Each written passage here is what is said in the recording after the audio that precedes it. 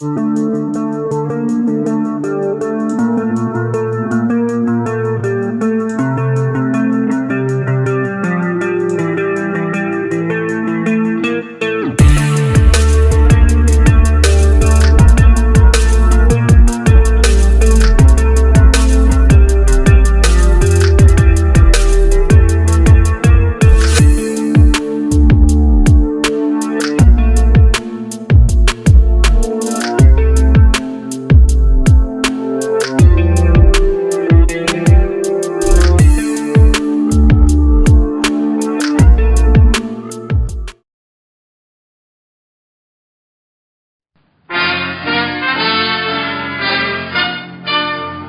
while the makers of Rexall drug products and 10,000 independent Rexall family druggists bring you Dick Powell as Richard Diamond, private detective.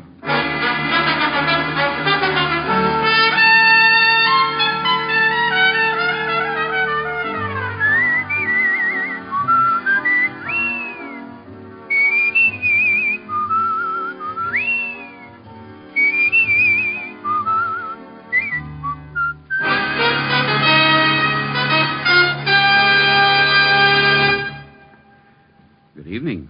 This is your Rexall family druggist with a welcome from the 10,000 independent druggists who have made the word Rexall part of our own store names. We've done that because we recommend and sell the 2,000 or more drug products made by the Rexall Drug Company. Like Bismarex, for example. This famous Rexall antacid often neutralizes excess acidity within 1 minute. What's more, the ingredients in Bismarex vary in the time it takes them to dissolve in the stomach. And that way, relief from acid indigestion is quick, continuous, and prolonged. Quality like that of Bismarex is what we family druggists are talking about when we tell you can depend on any drug product that bears the name Rexall. Good health to all from Rexall. Now, your Rexall family druggist brings you another exciting half hour with Richard Diamond, private detective, starring Dick Powell.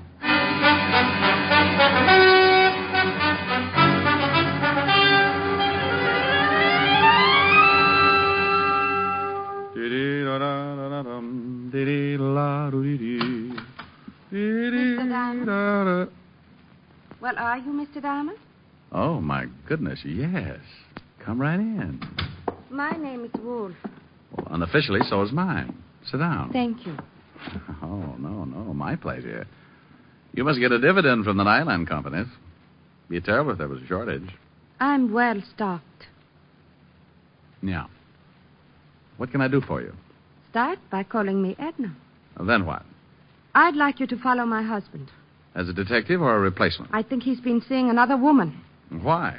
Have you been running around the house in a diving suit and swim fins? I've always tried to keep myself attractive for my husband, Mr. Diamond. Well, then if your husband is seeing another woman, Mrs. Wolf, it's got to be an optometrist assistant. Well, thank you. I think you and I are going to get along just fine. Well, now that we're all agreed, tell me some more about your husband. What makes you think there's another woman? Usual things. The way he's been acting. Business appointments every evening. Nothing else? He received a call late this afternoon. I listened in on the extension. It was a woman. She called the house? George was very unhappy about it, warned her never to do it again. She give a name? She said, "This is Nancy. I must see you here tonight at 8 o'clock. She didn't say where here was, did she? No, George seemed to understand. Probably her apartment. Probably. If he's seeing another woman, I want a divorce, Mr. Diamond. And you need grounds. Yes. 100 a day in expenses, Mrs. Wolf. Edna. It's still 100 a day in expenses. Here's 200. I hope that's enough of a retainer. Oh, that'll keep me interested for quite a while. Now, tell me, what does your husband do? I mean his business. He's in steel. How much in? Very much. He's vice president of his company. What does he look like? Here's a picture of him. Well, I'll start right away and see what I can find out for you, Mrs. Edna. Yeah. Well, look, after I found out just how unfair your husband's treating you, I might lend you my shoulder to cry on. And I'd just about have to call you Edna then, wouldn't I? By 7 o'clock, I was standing across the street from her house waiting for her wandering husband. By 7:30, a man stepped out on the sidewalk and hailed a cab. I recognized him from the photograph as George Wolf, and I started the tale. following him east across town to an apartment house on 47th Street. By the time I got in the lobby, it was deserted. A list of names on the mailboxes showed the only girl named Nancy in the building was a Nancy Fowler. So I headed for her apartment. Her door was at the far end of the hall, and I was halfway to it when George Wolf bounded out and ran right into me. Let me go. Take your hands off of me. You forgot to close the door. Get out of my way. What's the matter, friend? You look like you ran into a yard full of snakes. Will you get out of my way, or must I use force? Well, use all you like, but I think you better go back and close the door. No. Yes. Stop it. You can't do this to me. Well, I hope you aren't always this wrong. No, please. Now get in the room. Oh, swell. No wonder you took off like that. I didn't kill her. I swear I didn't kill her. Nancy Fowler? Yes, I guess so. You guess so. Well, this is Miss Fowler's apartment, but I've never seen Nancy Fowler before in my life. There was the .38 revolver lying next to the dead girl, so I took out my own gun and covered Wolf while I called Lieutenant Levinson of homicide to get right over. Wolf yelled, screamed, and pleaded, and even offered me a nice fat bribe. But we waited for Fatty Levinson and his squad of New York's finest. He finally arrived, but New York's finest was poorly represented. Hello, Shamus. In trouble again, huh? Walt, did you have to bring Otis? I promised he hasn't used the siren in 4 days. Who's this guy? George Wolf. Caught him running out of the door. Well, Mr. Wolf, what about it? I had nothing to do with it, but I'm not saying any more until I see my lawyer. He was crying all over the place before you got here, Walt. Claimed he got a call from a Nancy Fowler who asked him to come up here. That's the truth, Lieutenant. She said she had something important to tell me. Says he never even heard of Nancy Fowler before the call. That also is the truth. When I came to the apartment, I found her lying just as you see her. How'd you get in the door? She told me she'd leave it open for me to walk right in. Bullet came out the back just below the shoulder blades, Lieutenant. You on the gun, Mr. Wolf? I refuse to answer any more questions. Okay, take him down to the car, Otis. Come on, you. Rick, just how did you happen to be in this building at this particular time? Well, I was hired by that guy's wife to tail him. He was supposed to be playing illegal footsies with a female named Nancy. The dead girl? Well, the wife just knew the first name was Nancy. The girl who's supposed to live here is named Nancy. Nancy Fowler. I've never seen her before. Maybe the dead girl is one and the same. Well, I'll get an identification and have the gun checked by ballistics. In the meantime, I'm going to give this apartment a good going over. Mind if I help? Now, what kind of an answer do you expect to that? You will anyway. He was so right. We started going over the apartment room by room. Closets, drawers, everything. In 10 minutes, the coroner and the boys from the lab arrived. And in the bedroom, Walt found something. Take a look at this. Ah, a jewelry box. Hey. Pretty expensive. Regal Jewelers. Very classy establishment. There's a card in the box. For my darling love, George. And the guy said he never saw her before. If this is his handwriting, he's as good as strapped in the chair. Well, it looked as if my client, Mrs. Wolf, had a killer for a husband. But a couple of small items still worried me. So I left Walt and went downstairs to find the switchboard operator. Oh, are you with the police? I just left them.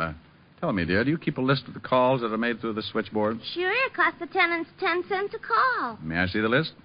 Yeah, I guess so. Here, handsome. Gee, nobody's called me that since I had long blonde curls and a gold yo-yo. I looked over the list of telephone calls and found the ones made by Nancy Fowler during the past 3 or 4 days. The last call listed from her apartment had been made at 7:45 that evening to a familiar telephone number. The same number Mrs. Wolf had given me when she left my office earlier. I left for the home of Mrs. Edna Wolf. Yes? Oh, Mr. Diamond, you shouldn't come here. What if my husband... Your husband's spending the night out. What? In a cell, all alone. Oh, you'd better come in. Now, what in the world are you talking about? And it looks as if your husband killed a girl this evening. Oh, no. That's the way it looks. Oh, please, sit down, Mr. Diamond. Thanks. I caught him running out of the girl's apartment, forced him back, and found the girl shot to death on the floor. Nancy Fowler? Yes, I think so. It was her apartment. The police are making identification now. Oh, it's just terrible. I wonder why he did it. Were you here in the house at 7:30 this evening? Well, no, I was with a friend until about 8:30. Well, a call was made to your house from Nancy Fowler's apartment. She was charged for it, so the call was completed. But she probably talked to George. Your husband swears he didn't know the girl. Claims he got a phone call, and she asked him to come right over. That she had something to tell him. He knew her all right. You remember, I told you I overheard them talking. Your husband own a gun? Well, yes, I believe so. You know what caliber? No, I don't know anything about guns. A bracelet was found in the dead girl's apartment. The card with it was signed Love, George. Oh, it looks pretty bad, doesn't it? If it's his handwriting, it does. Well, I guess he deserves it, but I'll call our lawyer and see what can be done. I'll keep in touch, Mrs. Wolf. I hope you will. Just because the case is finished. Well, there are still a few things that bother me, so I'll just kind of keep looking around until I'm satisfied. You mean you think maybe my husband didn't kill the girl? There's an awful lot of evidence that he did, but there's still a motive to be found. You've got the grounds you wanted, so from here on in, anything I do for you or your husband will be on my own time. Anything you do for my husband, I'll be glad to pay for. Oh, well, now, that's real nice. Well, I'll take a run down at the precinct and let you know what the lieutenant has found out. Good night, Mrs. Wolf. Still can't get used to Edna? It'll take a while.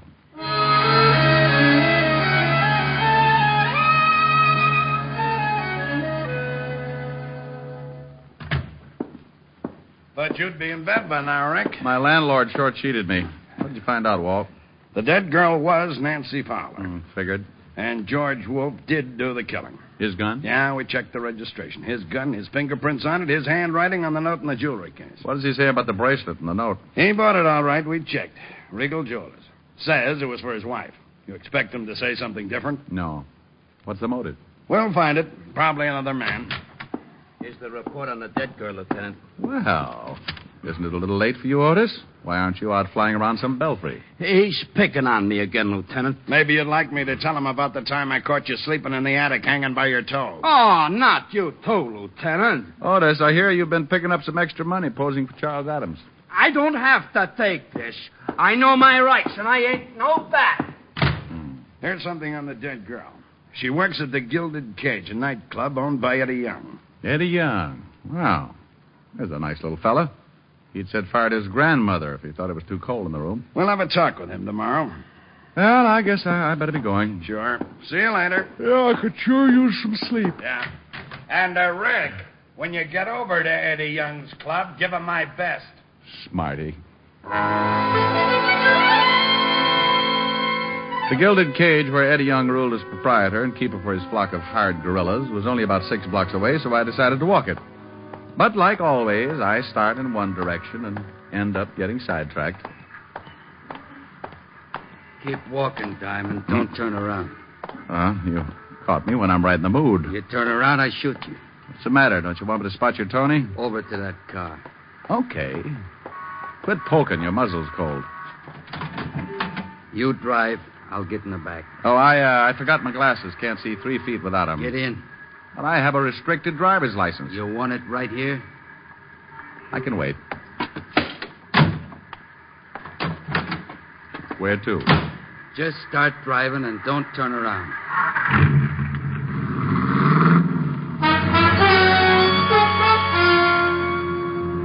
We headed east across town with a gun pointed at my neck. I tried to get a look at the guy in the rear vision mirror, but he was sitting too far to one side. I didn't know where we were headed, but I had a pretty good hunch why we were going there. Turn right. And take it a little slower. I don't want to have to shoot a cop. Well, if we're headed for the river, I've seen it. From the bottom? Don't you think we'd better stop at a bathhouse or something? I know a spot where you can go in, clothes and all. Okay.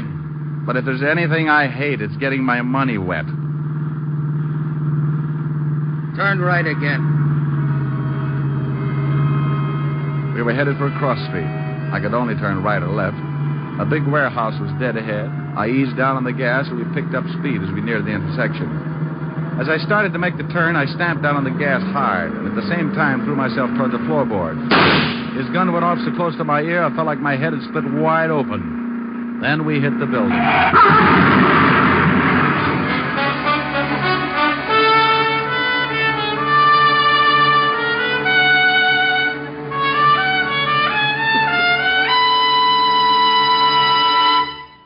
You're listening to Richard Diamond, Private Detective, brought to you by the makers of Rexall Drug Products and your Rexall family druggist. And here he is. Last week, a customer said to me, I wish I knew some way to be sure I'm getting enough vitamins. Some way that's easy. Yes, and inexpensive, too. well, ma'am, millions of people have found the easy way to do that. They take Rexall Plenamins. Plenamins? Rexall's popular multivitamin capsules. Just 2 Plenamins a day give you more than your minimum daily requirement of every vitamin for which such requirements have been established. Well, you can't expect much more than that. Yet Plenamins do give you more than that, for they also contain valuable liver concentrate and iron, plus other factors of the vitamin B complex. Say, they sound expensive. On the contrary, Rexall Plenamins cost you only a few pennies per day. Ask for Plenamins at Rexall drugstores everywhere, and remember, you can depend on any drug product that bears the name Rexall. And now back to tonight's adventure with Richard Diamond, Private Detective, starring Dick Powell.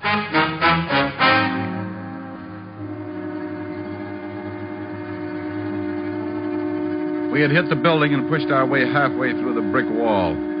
I was still on the floor, and the motor had been shoved through the firewall and was jammed into the front seat where I'd been sitting a minute before. My friend with the gun was stretched out over the top of the seat, his legs resting on the horn and his shoulders through the windshield. I sat up, rolled him off the horn. He was very dead. Before a crowd could collect, I climbed out and got to a phone, called Walt. Are you sure you're all right, Rick? Yeah, I can hear things better now. They just say the other guy's dead. Very, I recognized him, too. Gus Winkler. Holy cow. You know who he's working for now? No. Eddie Young. Oh, that's it. Well, don't pick Young up, Walt. I know a few things I haven't told you about, and this almost puts a cinch on it. I want to talk to Young, and then I'll be down to see you. But if Young tried to have you killed... Oh, if he did, you can't prove it. Not yet, anyway, so sit tight, and when I get there, I'll show you how to catch a killer.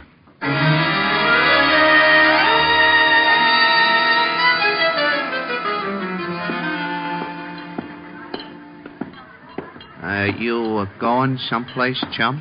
Yeah, right through that door, chum. That's Mr. Young's office. Maybe he don't want to see you. Maybe he don't, but he's going to be disappointed. You ain't going in there, chum. Now, you see, everybody gets disappointed sooner or later, chum. Yeah, what... Aren't you in the wrong room? That's what your boy outside thought. I changed his mind. Are you sure you ain't looking for Bellevue, Shamus? You're kind of a mess. One of your boys, Gus Winkler, tried to give me swimming lessons. You can claim his body at the morgue. I don't know what you're talking about. Somebody else who works for you got killed tonight, too. Yeah, who? Nancy Fowler. What? Oh, come on, Eddie. I couldn't stand it if you started crying. Who killed her? The police are holding a man named George Wolfe. Know him? No, I don't know him, but Nancy's talked about him a couple of times. Hey, boss, that guy just... Forget it, Lou. Well, boss, he... Forget it, will you? Go on, beat it. Okay. You know, Shamus Lou's a pretty big boy for you to go pushing around. He's liable to stay mad. So Nancy said she knew this George Wolfe. That's right. Ritual guy, from the way she talked, she was taking him good. Where were you between 7 and 8 this evening? Right here in this office. I got witnesses. Oh, I'll bet you have. Okay, Eddie, I'll see you around. I left the office knowing how close I was to the whole answer and called Walt at the precinct. I told him to meet me up the block from the Gilded Cage, and 10 minutes later he pulled the squad car up the curb and I climbed in. You find out anything? Yeah, but I have to know one thing first. What time was Nancy Fowler killed? Coroner's report puts it at 7:30. Well, that ties it. Now, would you mind telling me what it's all about? I'll do better than that, Walt. I'll show you. But we've got to wait until Eddie Young leaves the cafe and goes home. It was around 12:30, and we settled back to wait. And with an impatient cop sitting next to me, it wasn't easy. Around 1 in the morning, a boy brought Eddie Young's convertible up in front. We watched Eddie climb in. Okay, Walt, tail him. We stayed close, following Eddie Young across town until he pulled up in front of his apartment and turned into the basement garage. Give me 5 minutes, Walt. Then come on up to Young's apartment. Why can't I go now? Because what I'm about to do isn't quite legal, and I couldn't stand seeing you blush.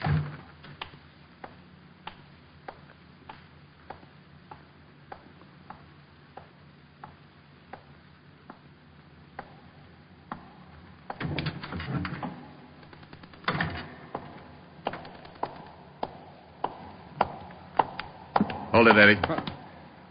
Hey, what's going on? One yell and I'll kill you. Look, Devin. Well, put away that gun, will you? What do you want? Let's go up to your apartment. But please believe me, Eddie. I'll do something bad if you get out of line. We rode the elevator up to Eddie's 8th floor apartment. I shoved him in the door ahead of me and then made sure there was no one else around to give me any trouble. All right. What do you want? Pick up that phone. Okay, take it easy with that. Well, who do you want me to call? This number and hurry. I'll tell you what to say. Okay, I don't get this. Evergreen Street. What's the matter? Don't you like that number, Eddie? I don't even know the number. Well, then dial it quick. Okay. And when you get an answer, just say, "This is Eddie. Get right over here. I got to see you." And I'll look, Shamus. You look, Eddie. I'm going to hold this barrel right between your eyes so you can see it coming if you make a mistake. I won't make a mistake. Hello. This is Eddie. Yeah, get right over here. I got to see you. I can't talk. Goodbye. Okay, now, will you take that gun away? You look a little worried. What have I got to be worried about? I don't know who I was talking to. Oh. That should be the law, Eddie. What is this, Diamond? I'm sorry I can't show you right now. Good night, Eddie. Wait a minute. Come on in, Walt. You said 5 minutes. Holy smoke, what happened to him? I just put him to sleep. He'll stay that way for a while. Now, Rick, you've got to tell me what's going on. I told you I'd show you. Now go on in the kitchen and see if you can find some ketchup. Ketchup? Yeah, then bring it out here and pour it all over Young. Have you lost your mind? Walt, I want him to make him look like he's bleeding. Now go find the ketchup or I'll just have to cut his throat. Walt found the ketchup and under protest poured it over the unconscious Eddie Young. Then I made sure the door was unlocked and we went out in the hall to wait. Please, Rick, what is this? It's the same way Nancy Fowler killing was framed, only she was really killed. Shh. Quiet. Elevator. Okay. I'll play along with it.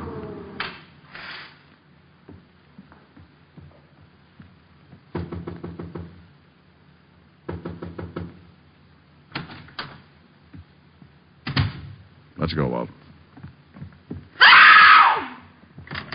All right, hold it, Miss Wolf. Oh, Mr. Diamond, he's dead. He's dead. His hair is all covered with blood. Why did you kill him? Kill him? I didn't kill him. I just got here. Who let you in? He told me the door would be open. I didn't know you knew Eddie Young. Well, yes, I know him. He's an old friend. What? This is Lieutenant Levinson, Mrs. Wolf. He's the man who arrested your husband for the murder of Nancy Fowler. Lieutenant, I swear I didn't kill Eddie. Looks bad, Mrs. Wolf. I didn't. Why would I want to kill Eddie? Well, why would your husband want to kill Nancy Fowler? I don't know. What has that got to do with this? You told me you didn't know Nancy Fowler. I didn't. You know Eddie. Nancy worked for Eddie. Well, I didn't know it. I didn't know Eddie that well. You said a girl called your husband and said her name was Nancy. Yes, that's right. You told me you didn't know her last name, and yet when I came over and told you your husband had just killed a girl, you asked me if it was Nancy Fowler. That's a lie. You said that Nancy phoned your husband that afternoon. She did. I swear she did. And yet Nancy Fowler's hotel switchboard has no record of a call being made to your phone any time in the afternoon. They made a mistake. But at 7:45, a call was made from Nancy's apartment to your phone number. Then she must have called my husband again. According to the coroner's report, Nancy Fowler was dead at 7:30. Oh, Mrs. Wolf, I can swear your husband didn't go into that building until 8 o'clock. I was following him. I guess it doesn't make any difference what Eddie did. Did Eddie kill the girl? Yes. I called my husband. I wanted to get a divorce. And his money at the same time. Eddie knew Nancy, so we decided she'd be the one.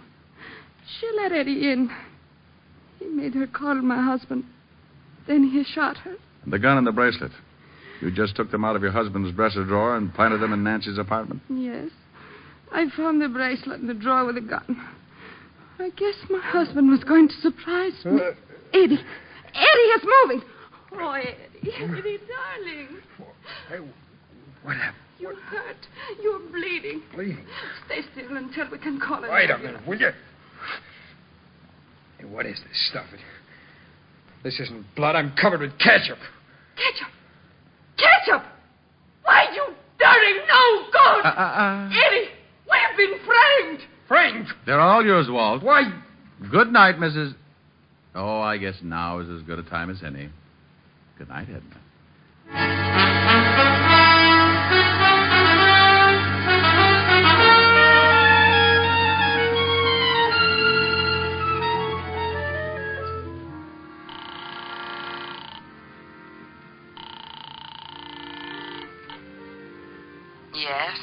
Helen?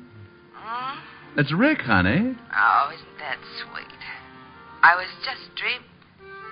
Rick, it's 4 a.m. Where are you? Well, I'm helping Walt close up the Gilded Cage. Helping Walt close up the what? The Gilded Cage. Nightclub. I hear music. Bud and his accordion will love you. Are you drinking? Honey, I'm with the police force. What was that? Well, that was Walt. He said, Rick. You stood me up this evening. Well, I'm going to make up for it, honey. Listen. Okay, 1, 2.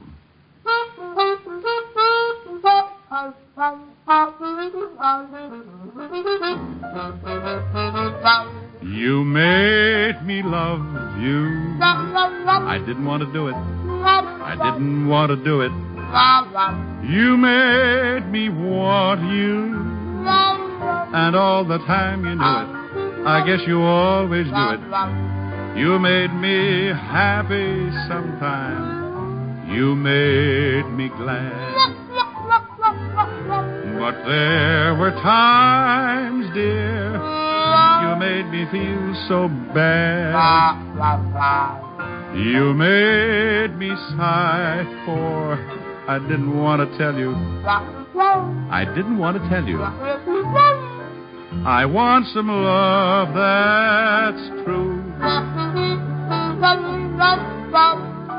Give me what I cry for. You know you got the kind of kisses that I die for. You know you made me love you.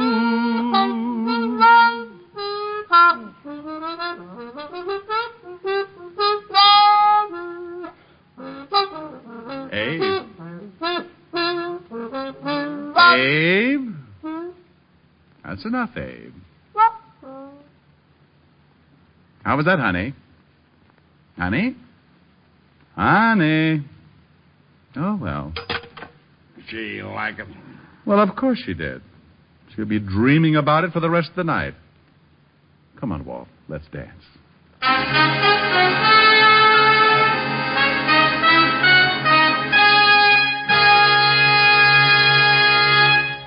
Once more, here's your Rexall family druggist. No faster-acting aspirin made.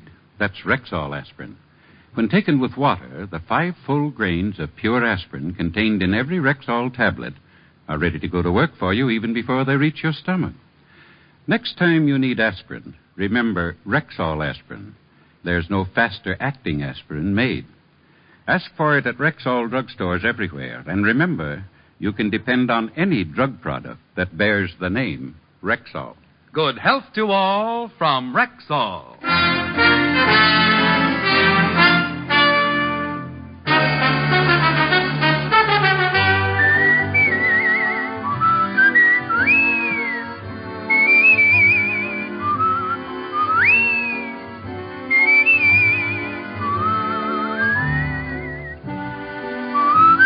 Richard Diamond, Private Detective, stars Dick Powell in the title role and is written by Blake Edwards with music composed and conducted by Frank Worth. Featured in tonight's cast were Virginia Gregg, Ted DeCorsia, Wilms Herbert, Hy Aberback, Stacey Harris, and Victor Perrin. Richard Diamond, Private Detective is produced and directed by Jaime Del Valle.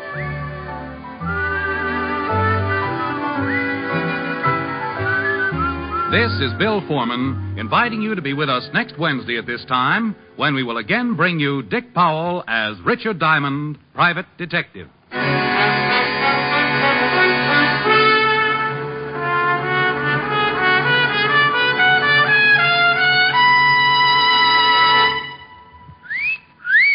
Hiya, beautiful. Get lost, Bristlepuss. You need a shave. But I have shaved. What else do you want me to do? Silly boy, she wants you to go Stag. Go Stag? But why? Because Stag is Rexall's exclusive line of men's good grooming aids, like Stag Brushless Shave Cream. No fuss, no massage, just smooth it on, and presto, you get a clean, close shave. Your face stays smooth and whiskerless all day long. I'll do it. I'll go Stag. That's it. Join the Stag line now at Rexall drugstores everywhere. Yes, to make girls care. Go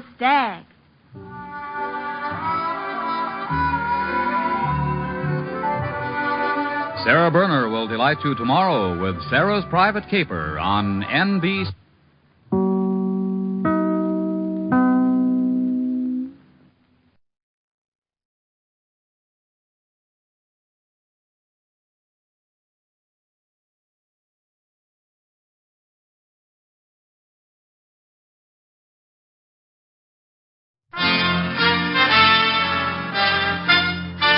Listen while the makers of Rexall drug products and 10,000 independent Rexall family druggists bring you Dick Powell as Richard Diamond, private detective.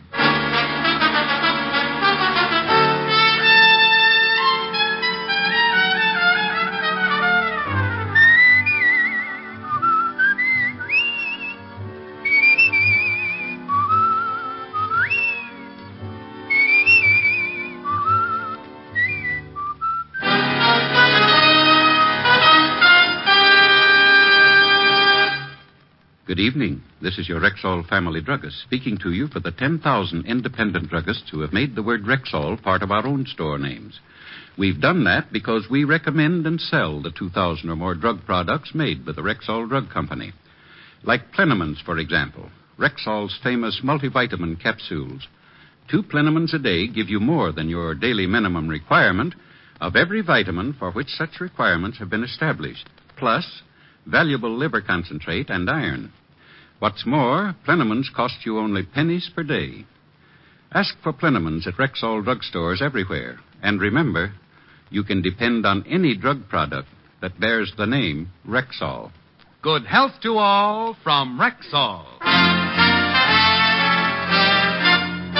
Now, your Rexall family druggist brings you a transcribed half hour with Richard Diamond, private detective, starring Dick Powell.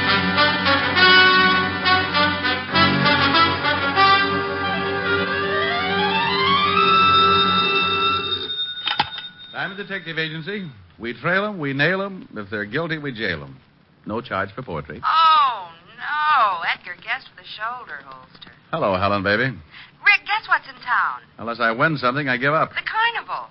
Well, is the balloon concession tied up yet? Oh, Rick, I'm serious. I haven't been to a carnival since I was little. Let's go tonight. You mean peanuts, popcorn, Cracker Jacks, and all that? Yes. Sounds awful. Oh, now, Rick. Okay, honey. I'll be around at 8. Shall I wear my knickers? Rick. Bye. That night, I picked up Helen and we went to the carnival. There were more people on the Midway than Rexall has stores, and we got pushed so much I felt like the tax bill in Congress. Helen decided she wanted a Cupid doll, so we stopped at the shooting gallery.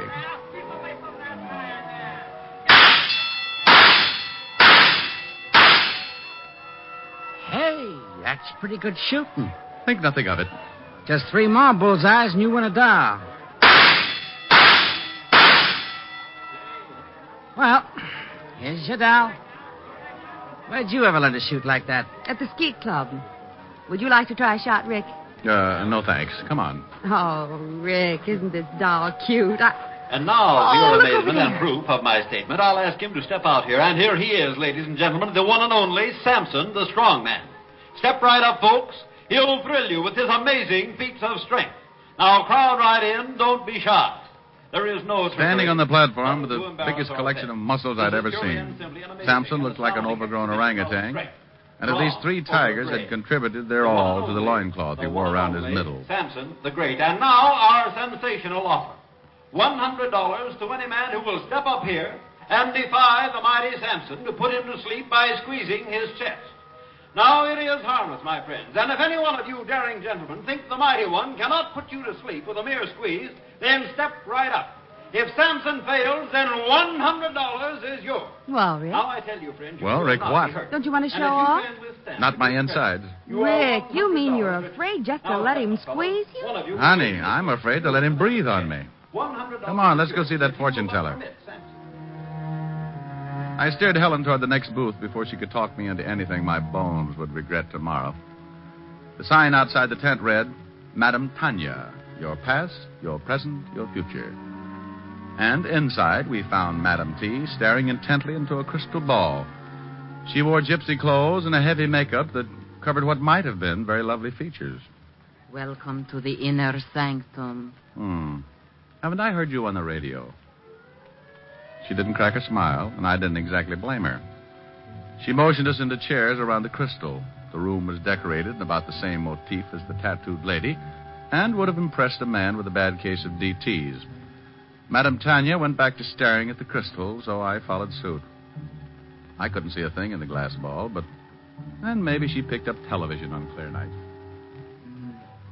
The crystal grows dim. I can see that you are both very much in love.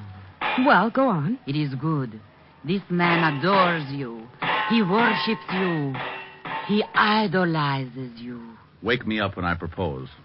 You are an unbeliever? Oh, let's be modern. I'm a cynic. The crystal does not lie. But to make certain, I will consult the cards. She picked up a deck that was too big for poker and too small for canasta. I should pay to watch a girl play solitaire. I nudged Helen, and we were about to leave when a tall, thin young man pushed back the canvas flap and walked in. Hey, Tony, I didn't know you were busy. Excuse me. The boy pushed back the flap to go out and then made a sharp, gurgling noise in his throat. He doubled with pain and fell to the floor. Even from where I was sitting, I could see the big, ugly bullet hole in his chest. Bruce! Don't scream. We'll have the whole crowd in here. Stand back, Helen. Is he hurt bad? You don't need a crystal ball for this, honey. He's dead. Even under the heavy makeup, I could see her face turn pale. I sent Helen to call the police, and then I looked around outside. The killer had either used a silencer or else the shot was not heard in the confusion. 20 minutes later, Lieutenant Max Talbot arrived, followed by Sergeant Otis wearing his Hopalong Cassidy badge. Hi, Rick. Well, hello, Max. Where's Walt Levinson? He's on vacation, Rick. I've taken over his cases. Also his problems, I see. Hello, Otis. Hi, Shamus. So there's been another murder, huh? And you just happened to be here. Sounds suspicious to me. Otis, why don't you stick your head through a piece of canvas and let people throw baseballs at it? And get my brains knocked out? Oh, no. Why not? You got nothing to lose. Rick, Miss Asher told me over the phone what happened. It sounds like we'll be looking for a needle in a haystack. You want to work on the case with us? Not particularly. I just happen to be here, that's all. Yeah. I still think that's awful funny. Otis, I'll send you my confession in the morning. So long, Max. It's not that I wasn't interested in the case. I was. But in my business, you can't poke your head into murder on a gratis basis. So I took Helen home. The next morning, I went to my office as usual, and then around 10 o'clock, I had a visitor. Mr. Diamond, I need your help. Well, thank my lucky stars. Sit down. Thank you. She looked like a well-dressed Lady Godiva, minus horse. I stifled a drool as she sat down, and then I realized that I'd seen her before. This was Madame Tanya, minus the heavy makeup, gypsy garb, and the phony accent. It's about last night's murder. You see, it's not the first. 4 men have been killed within a year. And all because of me. Go on. My real name is Tony Lawrence. About a year ago, a boy I knew asked me for a date, and we went out. Next day, he was killed. There were 2 more after that who showed an interest in me. They both died, too. It's getting so every time a man looks at me twice, he's murdered. Well, it's a pleasant way to die. But what about this kid last night? Well, he'd asked me for a date at a small party we had after the show one night. He worked in the show, but I hardly even knew him. I see. Did you tell Lieutenant Talbot all this? Oh, yes. He says he'll have to make a systematic check on everyone on the show. That could take months. Yes, it could. Talbot's a good cop, though. Why'd you come to me? I want you to go back to the lot with me. I'll arrange to get you a job there. Honey, I got a job. I'm a private detective. Oh, I know. I'll pay you what you ask. Oh, well, that understanding will just continue. Well, maybe working undercover, you'll be able to find out who's behind all this. Well, Oh, I'm sure it'll work. I'll get you a job as Barker for the girl show. You know, I've always wanted to run away with the girl show. We drove back to the carnival, and I became Rick Diamond, boy Spieler. The kid who was murdered last night had asked Tony for a date at a small party. There were only 3 other people at that party, and it seemed logical that one of them was the killer. First on the party list was Chuckles, the clown. Tony took me over to his trailer. Here we are. I think you'll like Chuckles. He's got a great sense of humor. Well, Tony, come on in. Can't stay long, Chuckles. I want you to meet Rick Diamond. He's the new barker on the girls' show, and the boss wants me to introduce him to everyone. Well, any friend of Tony's is a friend of mine. Glad to know you, Rick. How are you, Chuckles? Yeah, just fine. So you got the job at the Shakers, huh? You ever barked before? Only at pet shows. Oh, well, you'll do a good business over there. All the old fogies go to see Karen. She's the head shaker. Is that all she shakes? Hey, that's pretty good. Put some gags in your pitch. The crowd eats it up. We'd better go, Rick. You start to work soon. Yeah, well, drop around any time, huh? Number 2 on the suspect list was Sampson, the strong man. I remembered him from last night and took a last look at my fingers as we shook hands. Glad to meet you. Do you wrestle? No, but I'm a demon with jacks. Oh, I can't find no one around here to play with. Oh, you poor kid. Have you tried the lion cage? Rick's going to pitch the girls' show, Sampson. Phooey, that's no fun.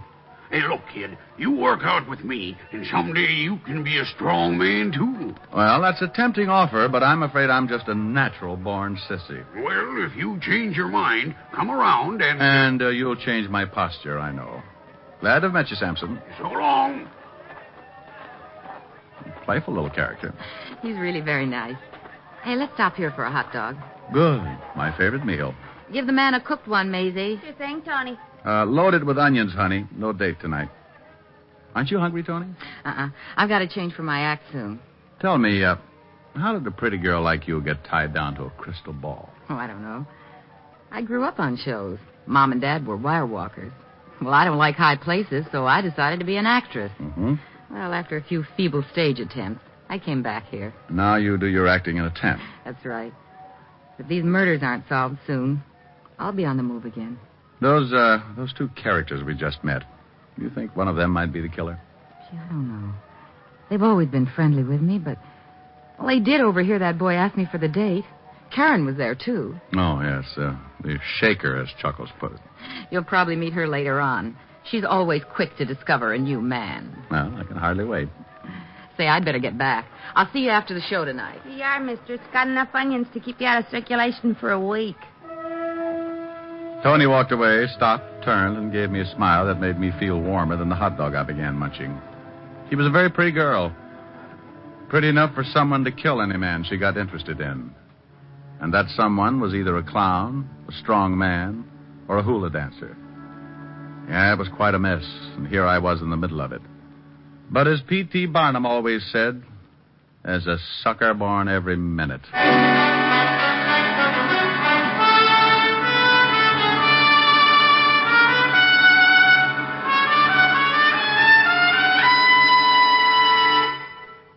Before we continue with the adventures of Richard Diamond, private detective, here's your Rexall family druggist.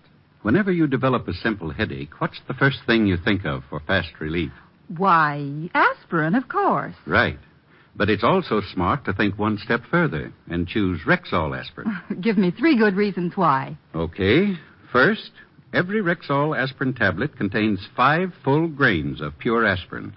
Second, there is no faster-acting aspirin made. What do you mean by that? I mean that when taken with water, a Rexall aspirin tablet is ready to go to work for you even before it reaches your stomach. Sounds swell so far. What's the third reason? Just this. In the economy size 200-tablet bottle, Rexall aspirin costs you little more than 0.3 of a cent per tablet. That I'll remember. And remember this also. You can depend on any drug product that bears the name Rexall. And now back to tonight's adventure with Richard Diamond, private detective, starring Dick Powell.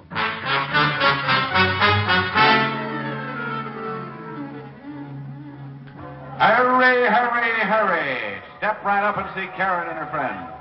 Come on, boys, don't be bashful. Put your wives on the Ferris wheel and go on in. Get away from me, son. You bother me. Only 1/10 of a dollar plus 15 cents and you're all set. You'll see Karen, the blonde bombshell. That night, I yelled my head Bill, off. the bashful The crowd lady. was heavy, and the men poured into the tent until there was panting room only. I looked at my watch and saw that I had 4 more hours to go. So I warned my tonsils and kept right at it. My mistake, mister. Go on in. 4 hours later, I felt like a politician and had a voice like Andy Devine. Tony met me after the crowds had left, and we had a Coke. Tired? Tired? Me? No. 37 hours sleep and I'll be as good as new. You'll get used to it. Oh, do I have to? I thought the girl show would be great, but they're inside. I'm outside. Well, you'll meet Karen soon. That's some consolation. No, say, while I think of it, maybe we'd better not be seen together so much. I got a great affection for life. Yeah, I've thought of that. You'd better go on from here alone. But, Ricky, be careful. I gave her my for you I will look, and then she left. I had been assigned a bunk in one of the trailers and was about to head toward it when something grabbed my arm. At first, I thought one of the snakes had left the charmer's neck. But this one had long blonde hair. Hi. My name's Karen. You got a match? I'd heard the match line in a movie, but what this gal carried around could never pass the censor board. I'd been singing her praises all evening, and now I could see that I'd been guilty of understatement. Thanks. Oh, that's all right. I'm loaded with them. Hey, you're cute. The last guy had a lousy voice, but you're cute. What's your name? Diamond. You can call me Rick. You want to buy me a Coke? Sure. Well, never mind. I just wanted to see if you wanted to. Well, any more party games up your sleeve? Oh, sure, lots more. I've seen you with Tony. You like her? Well, shouldn't I? I don't know. Only the way things have been happening, it ain't so healthy. Yeah, so I heard. You like her? She's all right. Burns me, though. She makes more dough than I do, and she's strictly no talent. She just makes up them stories. Now, me, I'd give the boys the money's worth. Well, I'll bet you do. You know, I bet we get along real swell, you and me. Well, I hope we do. You know, there's nothing but jerks around here. You look sort of like a gentleman. Sorry, I'm just tired. Oh, I like it. You want to take me into town and go dancing? Well, I'm all worn out tonight. Oh, I don't really want to go. Just want to know if you'd like to take me. Oh, we're back at that. Yes, I would like to take you. Good. Oh, gee, it's a nice night for a walk. Would you like to... Let's not go round again. Say, you're awful cute. Good night. That night, I went to bed with a lot on my mind and an ice pack around my neck. I was after a murderer who left no clues. The only apparent motive was to keep men away from Tony. Chuckles or Sampson. Maybe they were in love with Tony. On the other hand, Karen might be jealous enough of Tony to commit murder. I didn't count sheep that night, just characters. Next morning, while I was roaming around the carnival grounds, I found Chuckles sitting on the steps of his trailer sewing a bright-colored costume. Well. Hi there. Sit down. Thanks. Hey, you're pretty handy with that needle. Oh, you gotta be. How'd it go last night? Well, I'm a little better, but I'm in no condition for a cigarette test. I'm glad I don't have to yell my lungs out every night. I just stand around and let people laugh at me. I have a friend named Otis who does the very same thing. Say, you should have been around yesterday if you like excitement. Guy was murdered. Oh? What happened? Somebody shot him. Seems like the only reason was because he liked Tony. You mean the girl who showed me around yesterday? Yeah, that's her. Oh, I guess not many guys give her the eye. No. There's one fellow that kind of likes her, though. A guy by the name of Leonardi. Oh? He don't work here no more. He's on another show. Tony and him write a lot, though. I'm always mailing letters for him. Well, maybe they're just friends. Yeah, that's what she says. He worked on this show before I came over here. I don't really know him, but I bet there's something between those two. Maybe he's the one behind all this. Could be. Well, it's not good to poke your nose into other people's business. You're telling me. Well, I guess I'll look over the show. Yeah, well, drop around any time. I left Chuckles and wandered on up the Midway. About half past the merry-go-round, I ran into Karen, the curve cram kid. Hi, handsome. Hi, yourself. You know, I dreamed about you last night. You do wonders for my ego. You do wonders for my dreams. Care if I walk along with you? Not at all. Karen, do you know a guy named Leonardi? Oh, sure. Used to work here. Why do you ask? Well, I've heard he might be interested in Tony. That's risky business, you know. Tony and Leonardi? Oh, no. Now, somebody's pulling your leg. Oh, Why, Rick, I've been looking... Oh, I didn't know you had company. Hello, Karen. Hi. I just thought I'd see if you were getting along all right, Rick. He's in good hands. That's all a matter of opinion, dear. Look, why don't you girls amuse yourselves while I make a phone call? Karen, you do the shimmy while Tony tells your fortune. I'll be right back. Both girls were exchanging icy stares as I pulled up my coat collar and walked away. So far, I'd accomplished nothing, and the case was still as mixed up as a chef's salad. I called Max to see if he'd uncovered anything on the latest murder.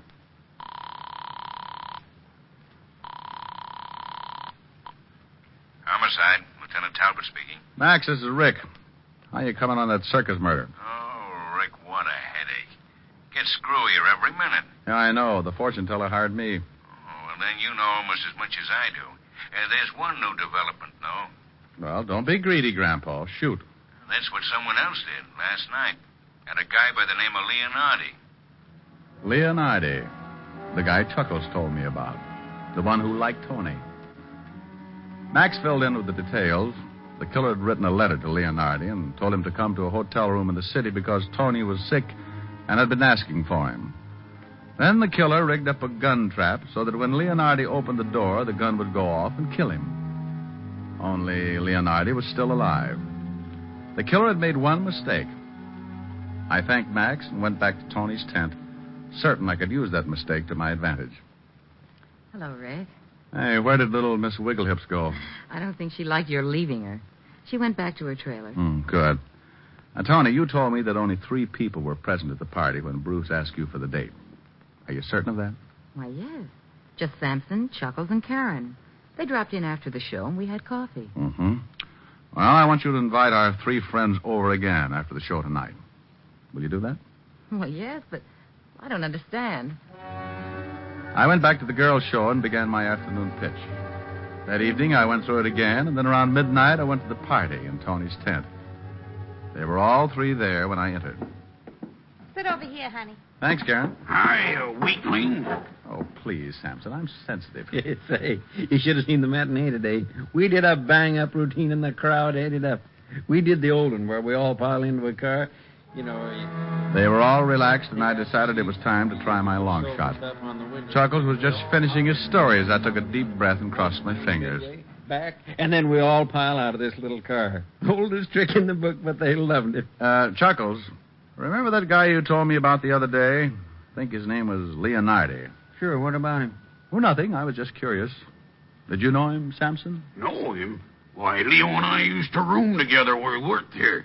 Him and me is the best of buddies. And you, Karen, you said earlier that you knew him, right? Yeah, but I didn't think he was so great. He was nothing but a pest. Hey, you can't talk that way about my buddy. Oh, Sampson, please. This is a party. Yeah, take it easy, Muscles. Now, let's see. You both knew Leonardi.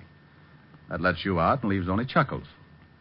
You said earlier that you joined the show after Leonardi left, didn't you, Chuckles? Yeah. Say, why all these questions about Leonardi? Because you tried to kill him last night. You thought there was something between Tony and him. What's this?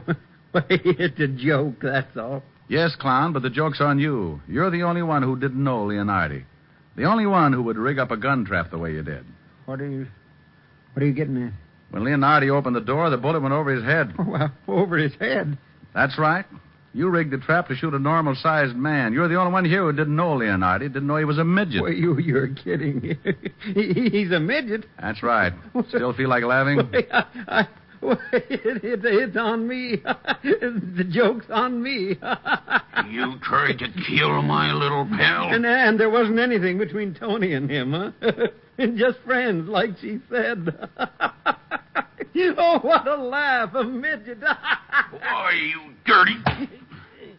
Take it easy, Sampson. Little Leo's my pal. I'll kill this bum when he wakes up. Never mind, friend. That's the job for the state.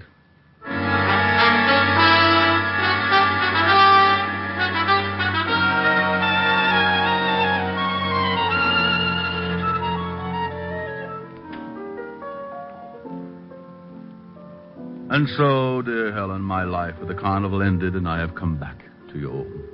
Beaten, perhaps, but ready to continue my valiant fight against the forces of evil. Justice must prevail. Truth must march ahead to... Oh, Rick. Quiet, I'm auditioning for Portia Face's life. Rick, Hmm. was that Karen person pretty?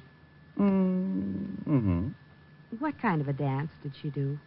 Well, she started by, and then she... Well...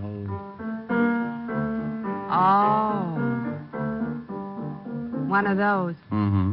Only more so. Well, I hope you enjoyed yourself. Helen, you're so thoughtful. Rick, Yes, baby? I wonder how I'd be doing that. Doing what? Helen, please. This is more your type. Sweet, lovely, sweeter than the roses in May. Sweet and lovely, heaven must have sent her my way. Skies above me never were as blue as her eyes. And she loves me, who would want a sweeter surprise?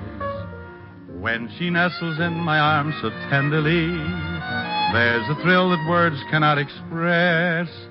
In my heart a song of love is taunting me, melody haunting me, sweet and lovely, sweeter than the roses in May.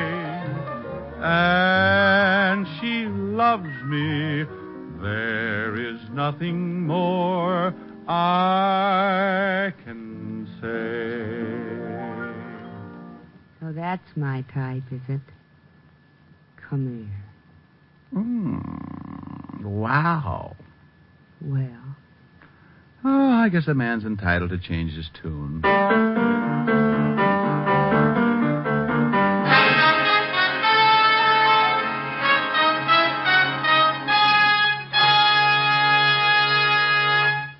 Again, here's your Rexall family druggist. Tonight, I'd like to say a special word to users of mineral oil. I know that what you search for is one with an extra heavy body. Well, Rexall mineral oil is refined by a special process to obtain just that.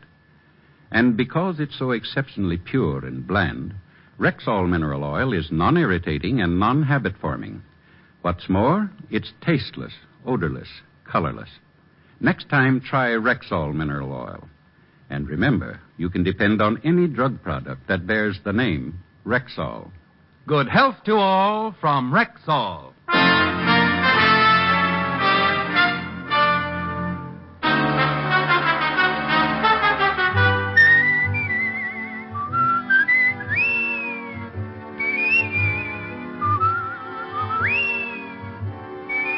Richard Diamond, Private Detective, stars Dick Powell in the title role and is written by Richard Carr, with music composed and conducted by Frank Worth. Featured in tonight's cast were Virginia Gregg, Bill Johnstone, Wilms Herbert, Lucille Meredith, Parley Bear, Joe Duval, and Joe Gilbert. Richard Diamond, Private Detective, is transcribed in Hollywood by Jaime Del Valle. This is Bill Foreman, inviting you to be with us next Wednesday at this time, when we will again bring you Dick Powell as Richard Diamond, Private Detective.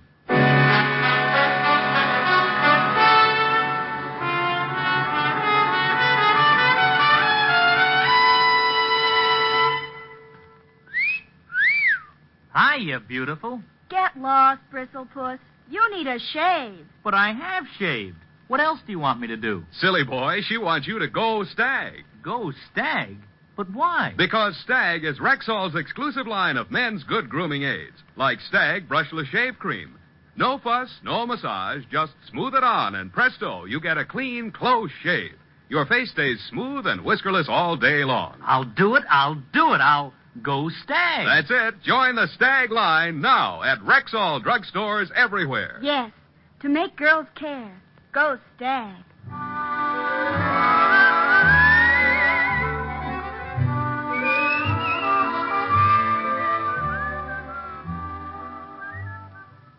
Wednesdays this fall, hear Groucho, Gildy, and the Halls of Ivy on NBC.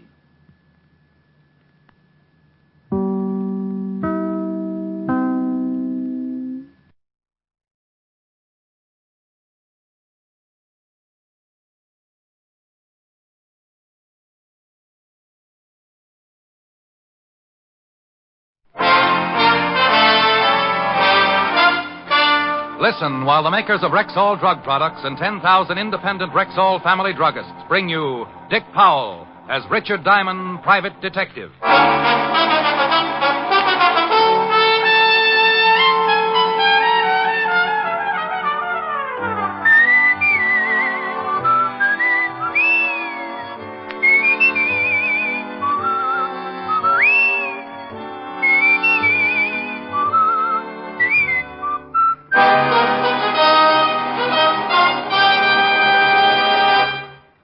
Good evening. This is your Rexall family druggist, speaking to you for the 10,000 independent druggists who have made the word Rexall part of our own store names, and who recommend and sell the 2,000 or more drug products made by the Rexall Drug Company. Like Rexall MI31, for example. Rexall's popular and versatile mouthwash, gargle, and breath deodorant. Full-strength MI31 kills contacted germs almost instantly, yet will not harm delicate membranes of the mouth and throat. Yes, for a dependable, refreshing mouthwash, remember Rexall MI31. And remember also, you can depend on any drug product that bears the name Rexall. Good health to all from Rexall. Now, your Rexall family druggist brings you a transcribed half hour with Richard Diamond, private detective, starring Dick Powell.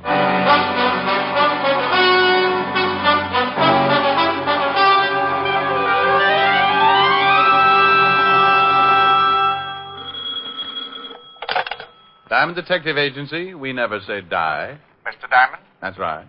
how would you like to make $1,200? Do I have to name the mystery melody? This is not a quiz show, Mr. Diamond. I have a proposition for you, a business arrangement by which you may profit to the tune of $1,200.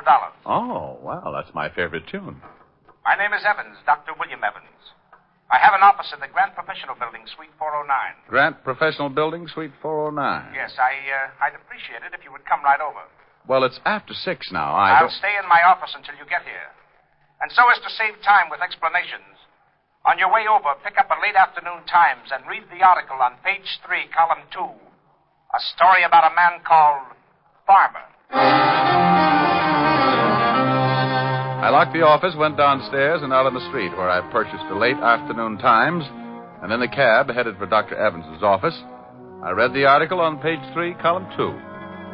George Farmer burns to death, and a picture of the deceased.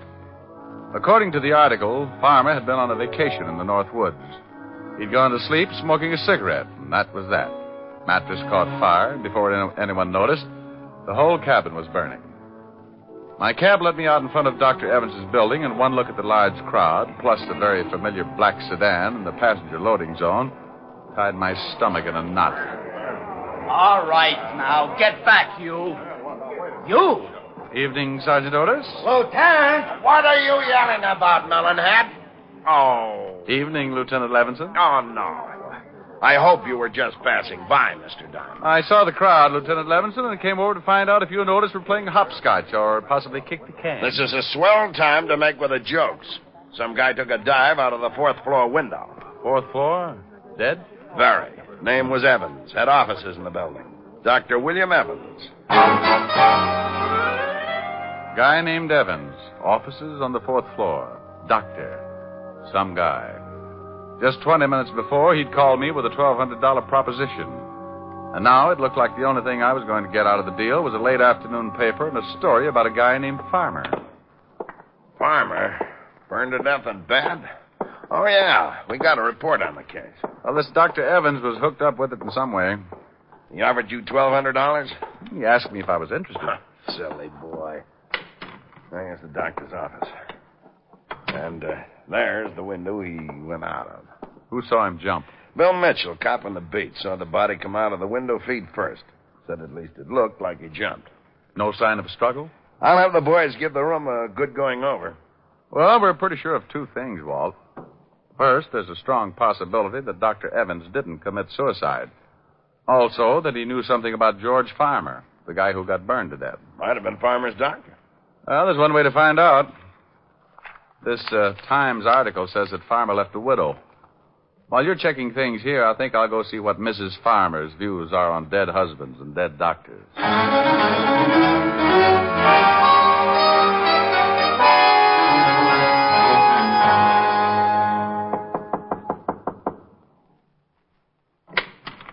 Yes? Mrs. Farmer, Yes, what is it? I'd like to talk to you about your late husband. Are you from the police again? Well, I just left them, but this is my own idea. My name's Diamond. I'm a private detective. Oh? You working for the insurance company? No.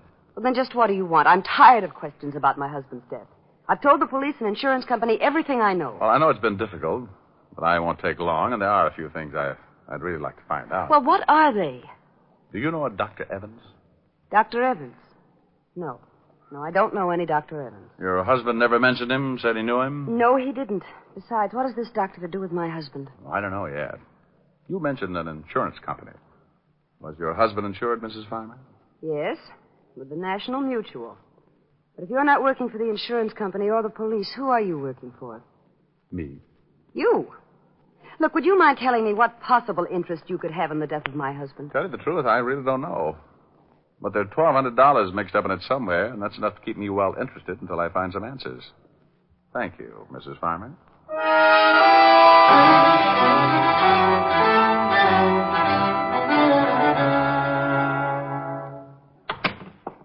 Hello, Walt.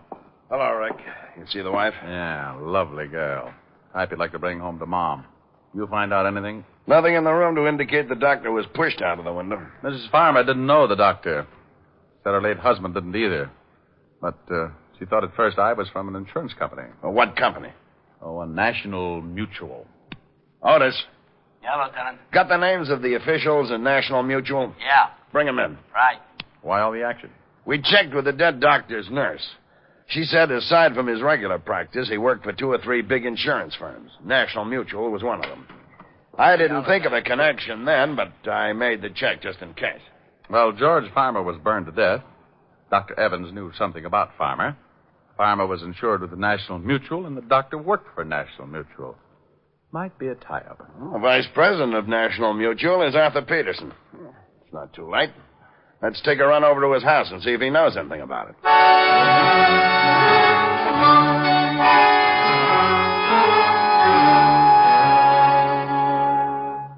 Well, gentlemen, in answer to your questions, yes, we did insure the late George Farmer, and Dr. Evans does work for us.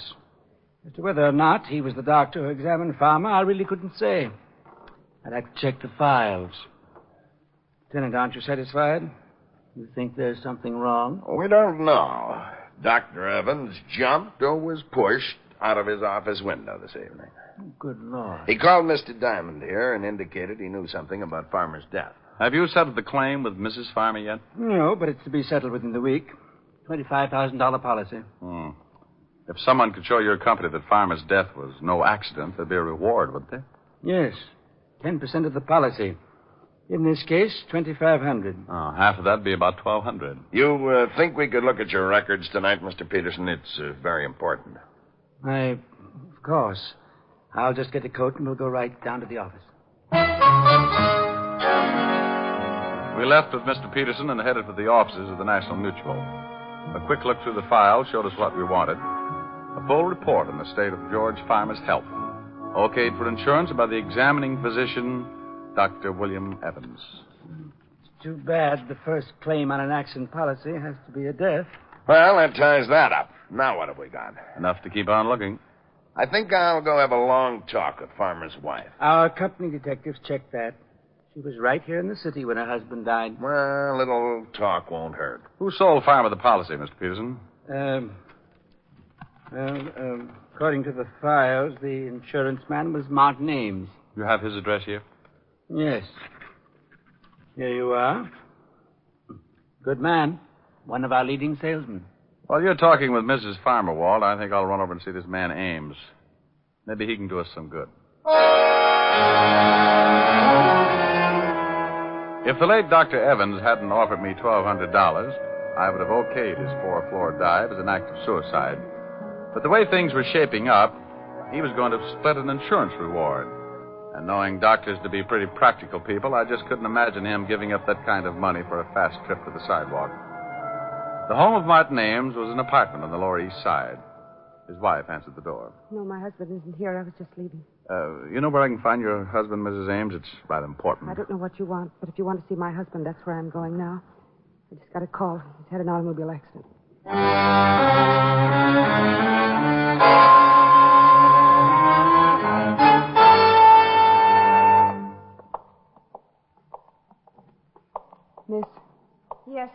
I'm Mrs. Ames. I was told my husband. Oh, yes, Miss Ames. If you'll just have a seat, I'll call Dr. Tully. He's in charge of your husband's case. But I want to see my husband. Can I see him? You'll have to see Dr. Tully first. But I want to know how serious it is. I should be with my husband. If it's you'll serious... just be patient for a moment, Miss Ames, I'll get Dr. Tully. Come on, Mrs. Ames.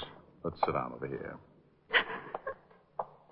Now, just sit down right over here and try and relax. Dr. Tully, third floor reception room, please. Hello, Walt. Dr. Tully, No, come to this the is a third police floor officer, Miss reception Ames. room, please. Police officer? He's a friend of mine, Miss Ames. Nothing about my husband. Dr. Tully's the man you want to see. Can I talk with you, Rick? Oh, sure. Will you excuse me, Mrs. Ames? Oh, yes, of course. You'll be all right? I'll be all right. Okay, Walt. Well, this far north. About her husband? Yeah, I was questioning Mrs. Farmer when I got the call over the hotshot. I remembered, so I figured you'd wind up here. Have you heard how he is? Died 5 minutes ago. Oh, no. Accident? Hit and run. Before he died, he told us a car ran him off the road. Went down a 20-foot embankment and right into a cement retaining wall. The wall stopped him from going any further, but broke his neck. Any lead on the other car? No, lonely stretch of road. No one else saw it. It happened too fast for Ames. Now, wait a minute. That must be Dr. Tully going over to Mrs. Ames now. Yeah, Mrs. that's Ames, Tully. I'm afraid that He I'm did the everything one he to give you could. the bad news. I don't envy him. Your miss. husband is dead. Oh, no. Mrs. Ames. Oh, dear Mrs. God, Ames, please no. control yourself, Mrs. Ames. Come on, Walt. This is turning into a rotten case.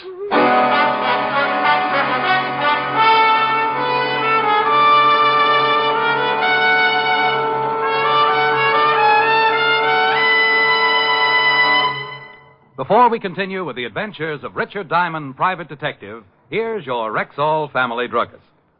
I often think that perhaps the most common under-the-weather complaint in the average family is either acid stomach or plain old sluggishness. Well, you certainly hit the nail on the head as far as my family is concerned. And I'm also sure that's why there are literally millions of bottles of Rexall milk of magnesia on hand right now in family medicine cabinets. Why, that sounds almost unbelievable. No, ma'am. Not when you know that Rexall milk of magnesia is both a quick-acting antacid and a thoroughly effective yet gentle laxative.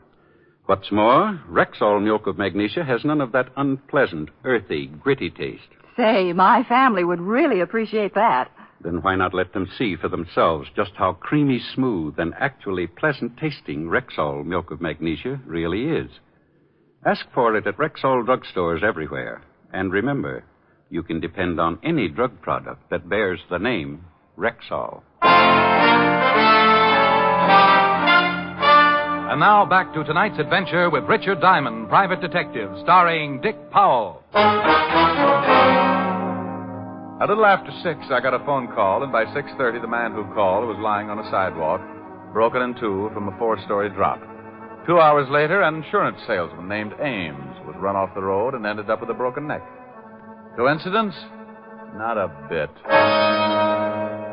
Walt found the location of the place where George Farmer had burned to death. Then we climbed in the squad car and started the long drive for the Catskills. Around 7 in the morning, we turned off the main highway and onto a dirt road.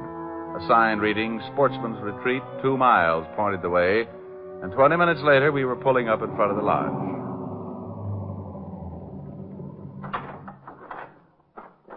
Morning. Morning. Welcome to Sportsman's Retreat. Morning.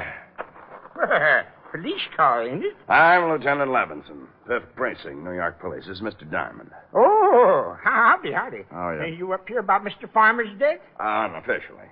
You run the place? Yeah, I'm the foreman. My name's Pop Sloan, but everybody just calls me Pop. We thought we'd stay a while, Pop. Can you put us up? Well, sure. How long you figuring on being around? Oh, not long. We only brought one change of clothes. Well, come on in. Breakfast was an hour ago, but if you're hungry, I can have the cook rustle up some bacon and eggs. Oh, sounds good. Many people staying here, Pop? Oh, about 14. Yeah, 14. Same crowd comes up every year. Sort of a club, you might call it. How many years did George Farmer come out? Oh, Mr. Farmer come up about, for the last 10 years. Hey, who owns the place? Mr. Phillips. He ain't here now, but he phoned and says he'll be in sometime this afternoon. Say, how come you fellas are interested in Mr. Farmer's death? We had the police and the insurance up here for 3 days. You're a little late, ain't you? Well, there are a few things we haven't cleared up. Sure appreciate some help, Pop. Yeah, yes, sure. I'll give you all the help I can. I'll go get some breakfast for you, and then we can gabble a little while. Pop went back to the kitchen, and we relaxed in a couple of big leather chairs in front of a large window that looked out on a row of cabins. That last cabin must have been Farmer's. Yeah, nothing much left of it. It's beautiful up here. Look at those trees with the sun shining through them. Your soul is showing, Walt. Oh. It was a beautiful place, all right. The cabin stood in the clearing, fronted by well-kept paths and backed by tall trees. Pop came in a little later with enough bacon and eggs to feed a platoon of tapeworms, and we talked. Where is everybody, Pop? Out fishing. Get up about 4:30 around here. Many of the men bring their wives? Oh, some of them. Mr. Farmer used to bring his'n up every year. Fine-looking woman, Mrs. Farmer. Didn't come up this year, though. It's too bad, too. Why? Well, might have saved him. Used to smoke in bed all the time. Maybe if she'd been around here, she might have caught him at it. Who discovered the fire? Oh, we all saw it, but it was too late. By the time we got there, the whole place was burning. By the time we got the hose going, there wasn't much left. You say you all saw it. Where were you? Oh, we was up to Willow Peak cooking out. That's about 3 miles from camp. You can see it from there. See? See that tall peak there to the left of them trees? Yeah. How come Farmer didn't go along? Oh, he never went on many hikes. Had trouble with his legs, you know. Anyone stay here in camp besides Farmer? No. Everybody was up Willow Peak. Who examined the body? Doc Combs from Evanston come up and looked at the body. Where's Evanston? About 50 miles east. But if you want to talk to the doc, you'll have to wait till everybody comes in from fishing. Oh, good. Is he up here now? Yeah, come up last night. Gonna stay a week for the fishing. Oh, Pop. Oh, well, morning, Mr. Phillips. Good morning. I didn't expect you till this afternoon. This is Mr. Phillips, the owner. Oh, I have some bags out in the car. Will you get them, please? Good morning, gentlemen. I don't know. Good morning. There's some more police fellas, Mr. Phillips. Oh? About Mr. Farmer's death? Yeah, I gotta clear up a few things. Would you please get those bags for me, Pop? Bags? Oh, yes, bags. Sure. We just wanted to ask a couple of questions, Mr. Phillips. I'm Lieutenant Levinson. This is Mr. Diamond. Well, how do you do? How do you do? Do you mind if I sit down? Well, not at all. I thought the authorities were satisfied. No, I guess they are. Where were you when the accident occurred, Mr. Phillips? Oh, I was on my way here from the city. I arrived about an hour later. You live in the city, Mr. Phillips? Well, yes, I have a house there. I divide my time between there and the lodge. Tell me something about Farmer, Mr. Phillips. What kind of a man was he? Well, You fellas want any more breakfast? No, thanks, Pop. Oh, Go ahead, Mr. Phillips. Good old Pop. Well, there really isn't much to tell. Farmer was a nice sort of a guy, rather quiet.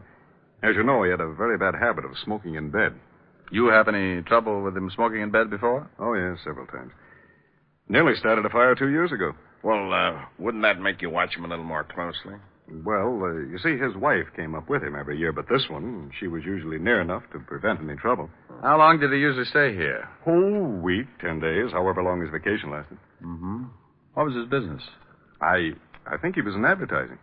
Make much money? I have no idea. He certainly never spent much. He was tight as the devil. He was known for it, in fact.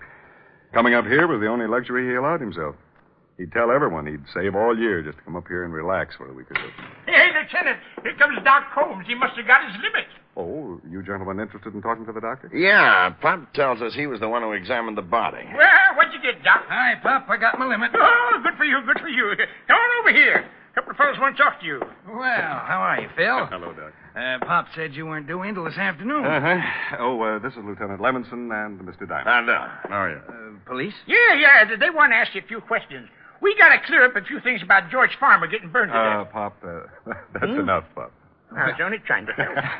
Well, certainly, gentlemen. Here, will you take these fish, please, Pop? Fish? Oh, the fish. Yeah, sure. I'll be right back. Well, I don't think I could tell you much more than I've already told the police. Did you know George Farmer prior to his death? Oh, yes, over a period of 10 years. Did you identify the body? Well, not at first. It was too badly burned. Not at first. You mean you did identify it later? Well, when they told me that George had a broken wrist, I found the broken section of bone and identified it. Broken wrist? Oh, yes, Mr. Diamond. You see, when George arrived, his lower arm was in a cast. He told us that he'd broken his wrist the week before. What day did he arrive? Tuesday of last week. Well, put in a call to Otis and have him find out where George Farmer had his broken wrist treated. Most of all, when the accident occurred. Well, what are you getting at, Rick? Then have him find out the date the insurance policy went into effect. Doctor, Which wrist was broken? The right one. And it was in a cast, huh? Mm-hmm. Would you say he could move his fingers well enough to write? Depends on how recent the accident. Step on it, Walt. Okay, but I don't get it.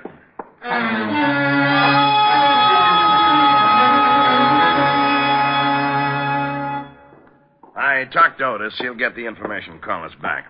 Now, would you mind telling me what the devil this is all about? George Farmer had to sign the insurance policy, didn't he? Yeah, but he could have done that with his left hand. An accident policy would cover a broken wrist, wouldn't it? Sure, and what? Mr. Phillips, you said Farmer was known to be careful with his money. Yes, that's right. I can vouch for that. I treated him for a cigarette burn 3 years ago and had a devil of a time collecting. Thanks, Doctor. Well, so what? So what? So if Otis gives us the answers I want, I think I can show you George Farmer was murdered. Murdered? Yeah. And I think I can explain why an insurance salesman and a doctor were killed. So we all sat around and waited for my hunch to grow muscles. I kept turning the whole thing over in my mind, and the more I thought, the more the whole thing tied together. Around noon, a call came in from Otis, and Walt gave him the information I needed. There it is. George Farmer broke his wrist on the 26th of last month. He was treated at the Olive Hospital. About 3 weeks ago. He stayed one night at the hospital and went home. What date did he arrive here, Mr. Phillips? About the 4th. 2 weeks after the accident. He died on the 11th, according to the papers. Yes, that's right. He'd been here about a week. When did the insurance policy go into effect, Walt? The 22nd of last month. It went into effect. It wasn't taken out. I said went into effect. Now, it would cost him a few bucks to have a broken wrist taken care of and spend the night in the hospital, wouldn't it, Doctor? Yes, it would. Remember what the vice president of National Mutual said, Walt? Too bad the first claim on an accident policy had to be death. Yeah.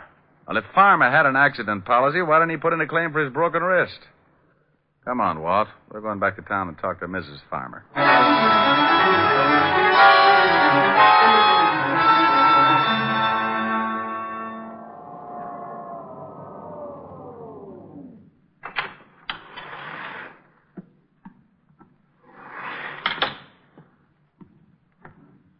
You got your men spotted around the building? Whole block surrounded. Peterson and Evers are covering the front. Cars at every corner.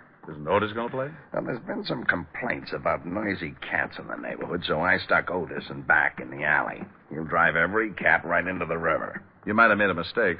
One yell out of Otis, and he'll end up with all the shoes in the block. Here it is. Yeah? Oh. Mind if we come in, Mrs. Farmer? No, I guess not. Well, what is it this time, Lieutenant? We think your husband was murdered. Well, that's ridiculous. Now, we know you didn't do it, but you were in on it. You know who did. Are you serious? Very. We just had the lab make a check on the insurance policy. The signature and the fingerprints were from the right hand. Well, of course they were. So your husband didn't have a broken wrist at the time? Well, no, he did that sometime later. And you'll swear that it's his signature on the policy? Certainly. I went to the doctor with him. I thought you said you didn't know a Dr. Evans. Well, I don't. He was the insurance doctor. Well, I'd never seen him before or since. How could you expect me to Your remember husband didn't turn in a claim for his broken wrist. He didn't? Well, that was his business, wasn't it? Don't you think it's rather strange to take out an accident policy and not turn in a claim on your first accident? I don't know. I didn't bother with my husband's affairs. Is this your husband's driver's license?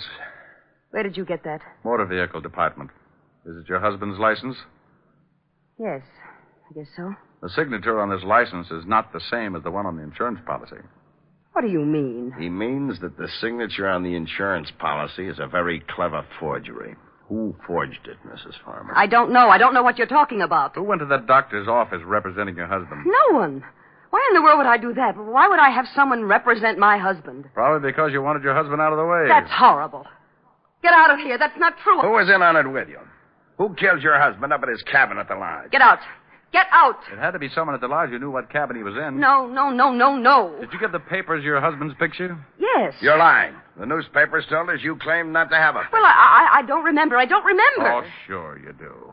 You didn't want to give the papers a picture of your husband because you knew the insurance salesman and the doctor would identify it as not being the man who took out the accident policy. No. You knew your husband was going to take his trip, so you planned his death and stayed home for an alibi. The picture came out, and the insurance man and the doctor had to be killed. A man killed them, Mrs. Farmer. Someone strong enough to run a car off the road and lift an unconscious man out of a window, feet first. Who killed him, Mrs. Farmer? Hey, you, stop! Stop! Lieutenant! Otis has got something. Well, let's get out on the fire escape.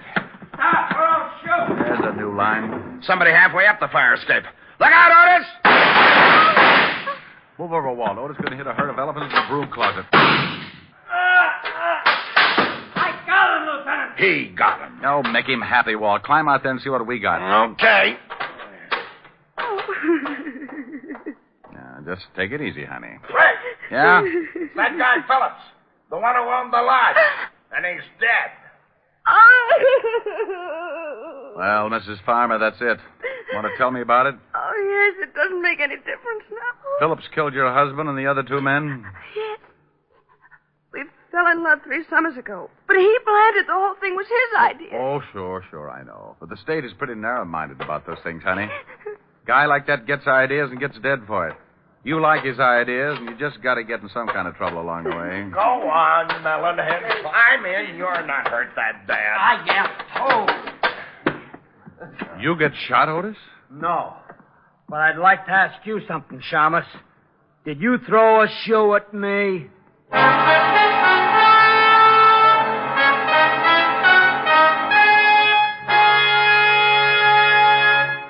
Again, here's your Rexall family druggist. Whenever you're suffering the pain of a headache, remember, there's no faster-acting aspirin made than Rexall aspirin. When swallowed with water, the 5 full grains of pure aspirin in every Rexall tablet are ready to go to work for you even before they reach your stomach. Ask for Rexall aspirin at Rexall drugstores everywhere. There's no faster-acting aspirin made. And remember, you can depend on any drug product that bears the name Rexall. Good health to all from Rexall.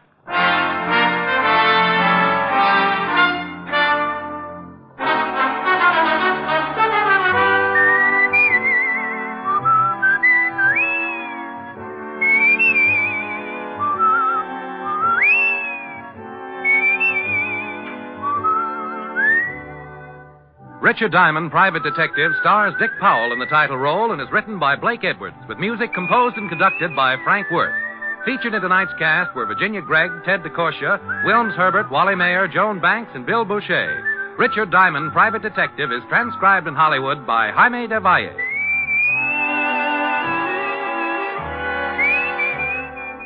This is Bill Foreman inviting you to be with us next Wednesday at this time when we will again bring you Dick Powell as Richard Diamond, Private Detective.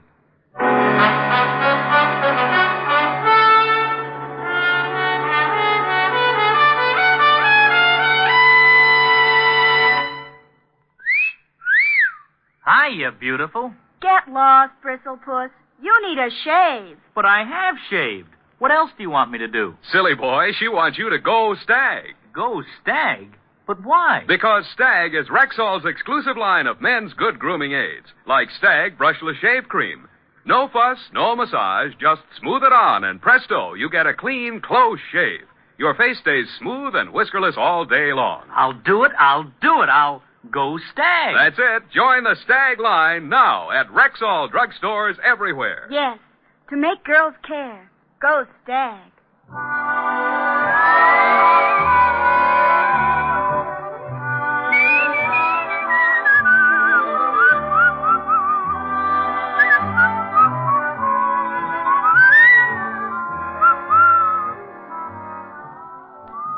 Wednesdays this fall, hear Groucho, Gildy, and the Halls of Ivy on NBC.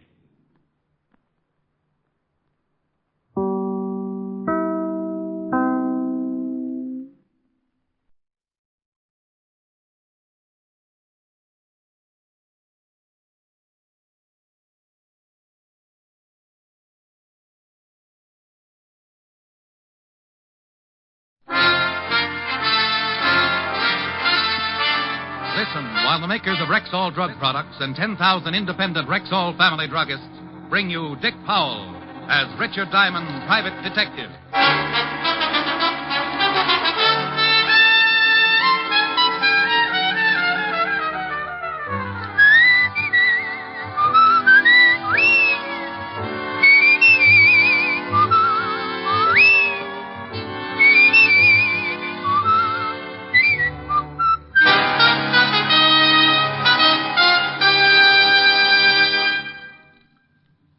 Good evening. This is your Rexall family druggist with a welcome from the 10,000 independent druggists who have made the word Rexall part of our own store names. We've done that because we recommend and sell the 2,000 or more drug products made by the Rexall Drug Company. Like Rexall Mineral Oil, for example. This is the mineral oil specially refined for extra heavy body. What's more, Rexall Mineral Oil is tasteless, odorless, colorless, non-irritating, and non-habit-forming. Quality like that is what we family druggists are talking about when we tell you you can depend on any drug product that bears the name Rexall. Now, your Rexall family druggist brings you a transcribed half hour with Richard Diamond, private detective, starring Dick Powell.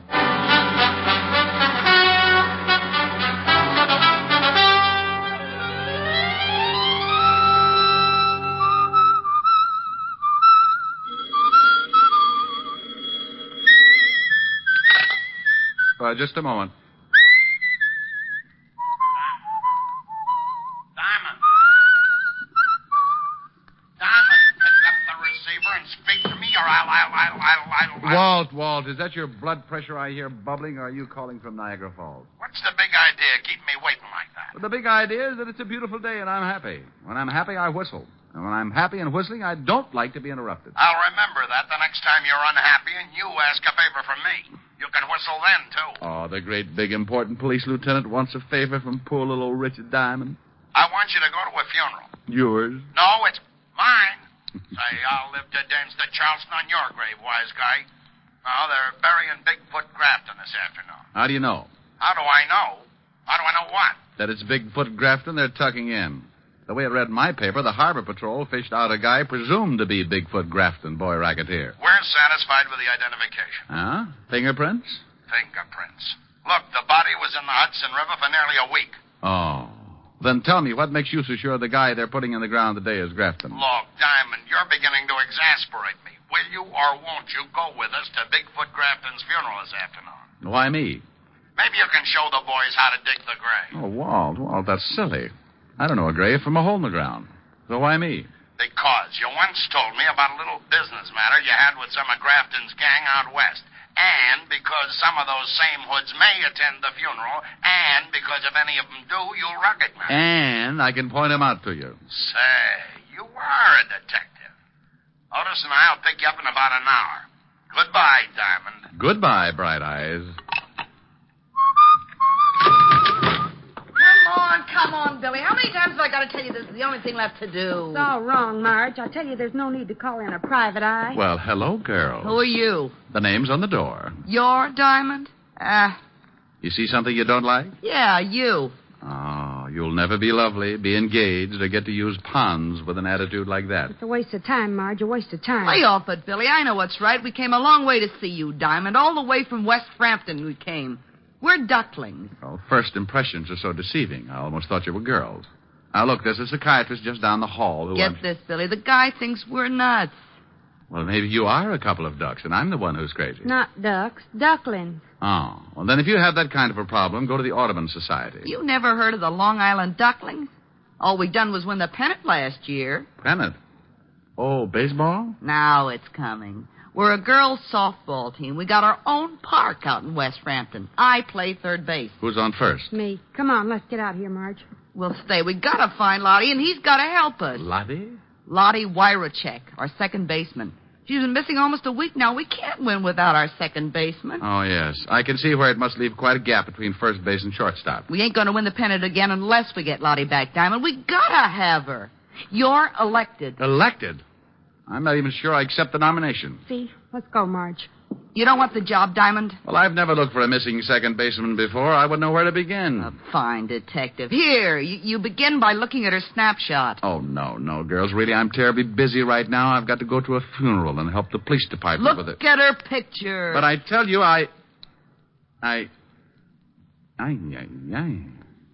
Don't tell me this is... Lottie Wyrachek. You mean a girl who looks like this wastes her nights playing second base? Yeah. Wastes, he says.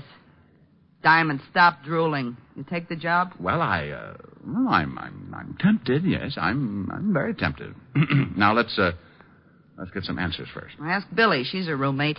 All right, now think back, Billy, to a day or so before she disappeared. She seemed worried about anything, nervous, upset? No. Why, she even hit 2 home runs the very last night she played. She did, huh? Oh. I wonder if... Oh, no, that isn't possible. The Dodgers do a lot of things, but they wouldn't kidnap people. You say she's been with the team 2 years? Yeah. Diamond, what sort of questions are these? Please, Lefty. It's my turn at bat. Now, Billy, what did she do before she became a second baseman? Who knows? You'll find her for us? For you? Oh, no. For me. They gave me a pass for the game that night with the Amagansett Amazons, informed me how to get out to West Frampton the quickest way as the E-train flies, then exploded themselves out, leaving me with a snapshot of a second baseman who looked like Jane Russell, only more so. I wasn't able to dream too long because soon the door opened and I looked up to find the most beautiful gabardine suit I'd ever seen walking toward my desk on the frame of the ugliest hoodlum I'd ever seen. Hey, you Diamond? To some people. To others, I'm Mr. Diamond. Diamond. Mr. Diamond. The late Mr. Diamond. Yeah, that's the one I like the best. All right, Parrot Puss. Who's been eating your crackers? All right, comic. I'm just a boy with a message. Well, spill it. You had visitors, huh? Yeah? Yeah. A couple of overgrown tomatoes. A couple of tomatoes that look more like they belong to the Russian infantry than to the human race. Well, you're not very much to look at yourself, Ugly. Get on with the message. The message is lay off. Don't go looking for no missing girl. You don't wake up with no bullet holes where your eyes ought to be. Huh? That's the message. The whole message. No signature? You don't need no signature, friend. Goodbye, Mr. Diamond. Just a minute, Repulsive. Yeah? I want to tell you about the last side-of-the-mouth punk who brought me a message like this without a signature. Go on. Frighten me. Go on. Hey, just stand back there, Diamond. Don't come no closer. I'll let you... Don't reach into that pocket, punk. Oh, my arm. Now, let me get it for you. Ah, a Luger. And almost as ugly as you are. We won't be needing it for this game. My arm. Oh, there's your arm. Now put it up with the other one, and I'll knock your head off. A few seconds later, when I picked myself up off the floor, I looked around for my spar mate, but he'd taken his arms and gone home, leaving me with an eye which for weeks to come would have me lying to people about walking into a door. Yeah, a door wearing gabardine.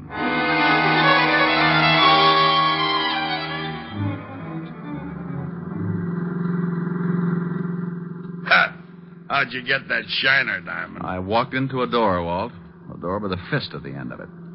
Where is this cemetery? South Carolina? We'll be there soon.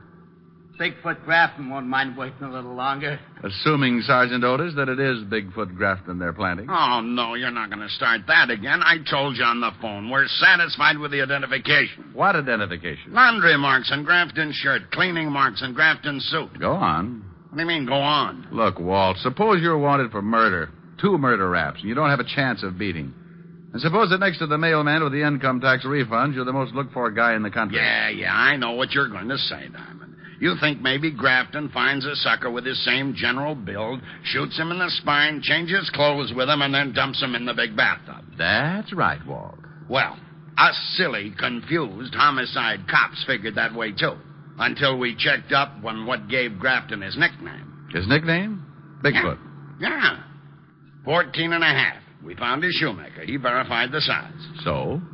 So it's possible that Grafton can find a guy that fits his general physique. It's even possible that the guy he finds not only is built the same way body-wise, but wears exactly size 14 and a half brogans, too. Yeah, it's possible, but highly improbable. Yeah, maybe you're right at that. Well, on behalf of myself and all the other simple-minded fellas known as cops, thank you, Diamond, for saying what you just did. Thank you. There's the cemetery.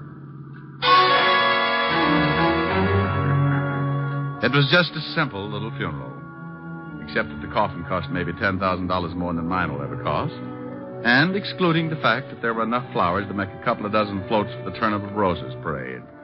Yes, it was just a simple little funeral with maybe 1,000 simple little mourners. Good conservative people, like safe blowers, burglars, con men, petty thieves, and some not so petty. Big wheels, little wheels, chiselers, grifters, grafters, gyp artists. Well, Diamond, you see anyone who used to run with Grafton's mob? No, not yet.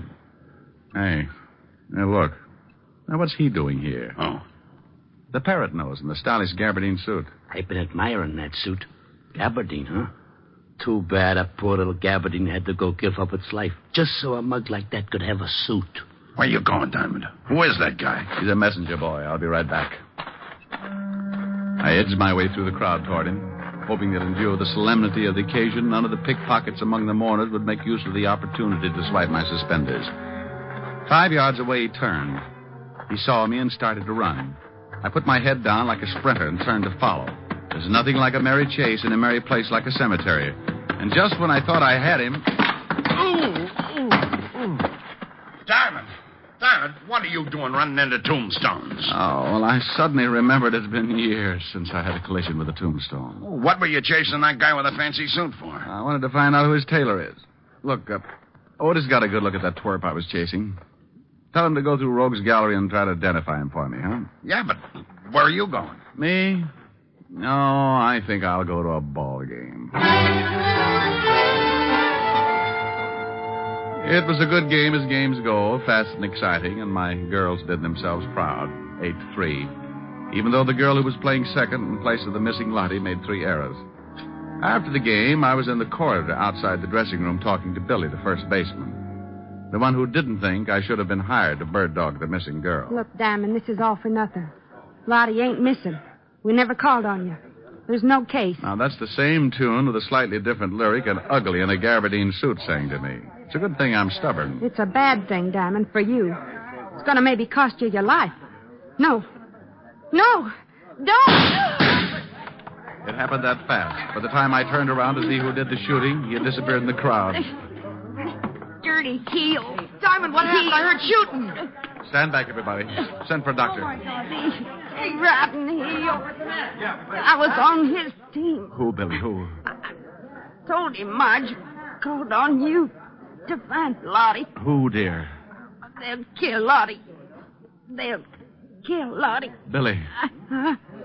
Billy. Diamond. Is she? If anyone asks you who's on first, the answer is no one.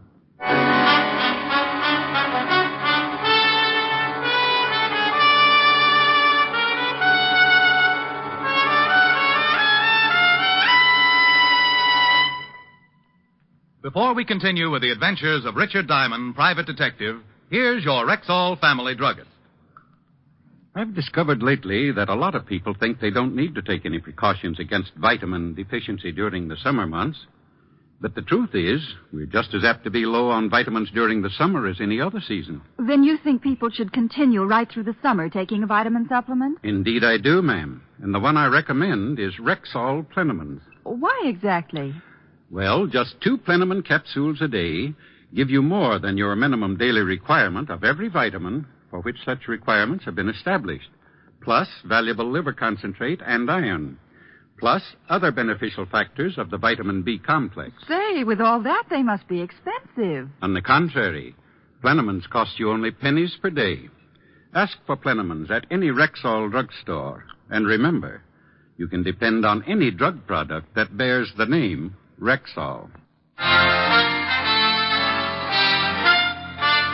And now back to tonight's adventure with Richard Diamond, private detective, starring Dick Powell.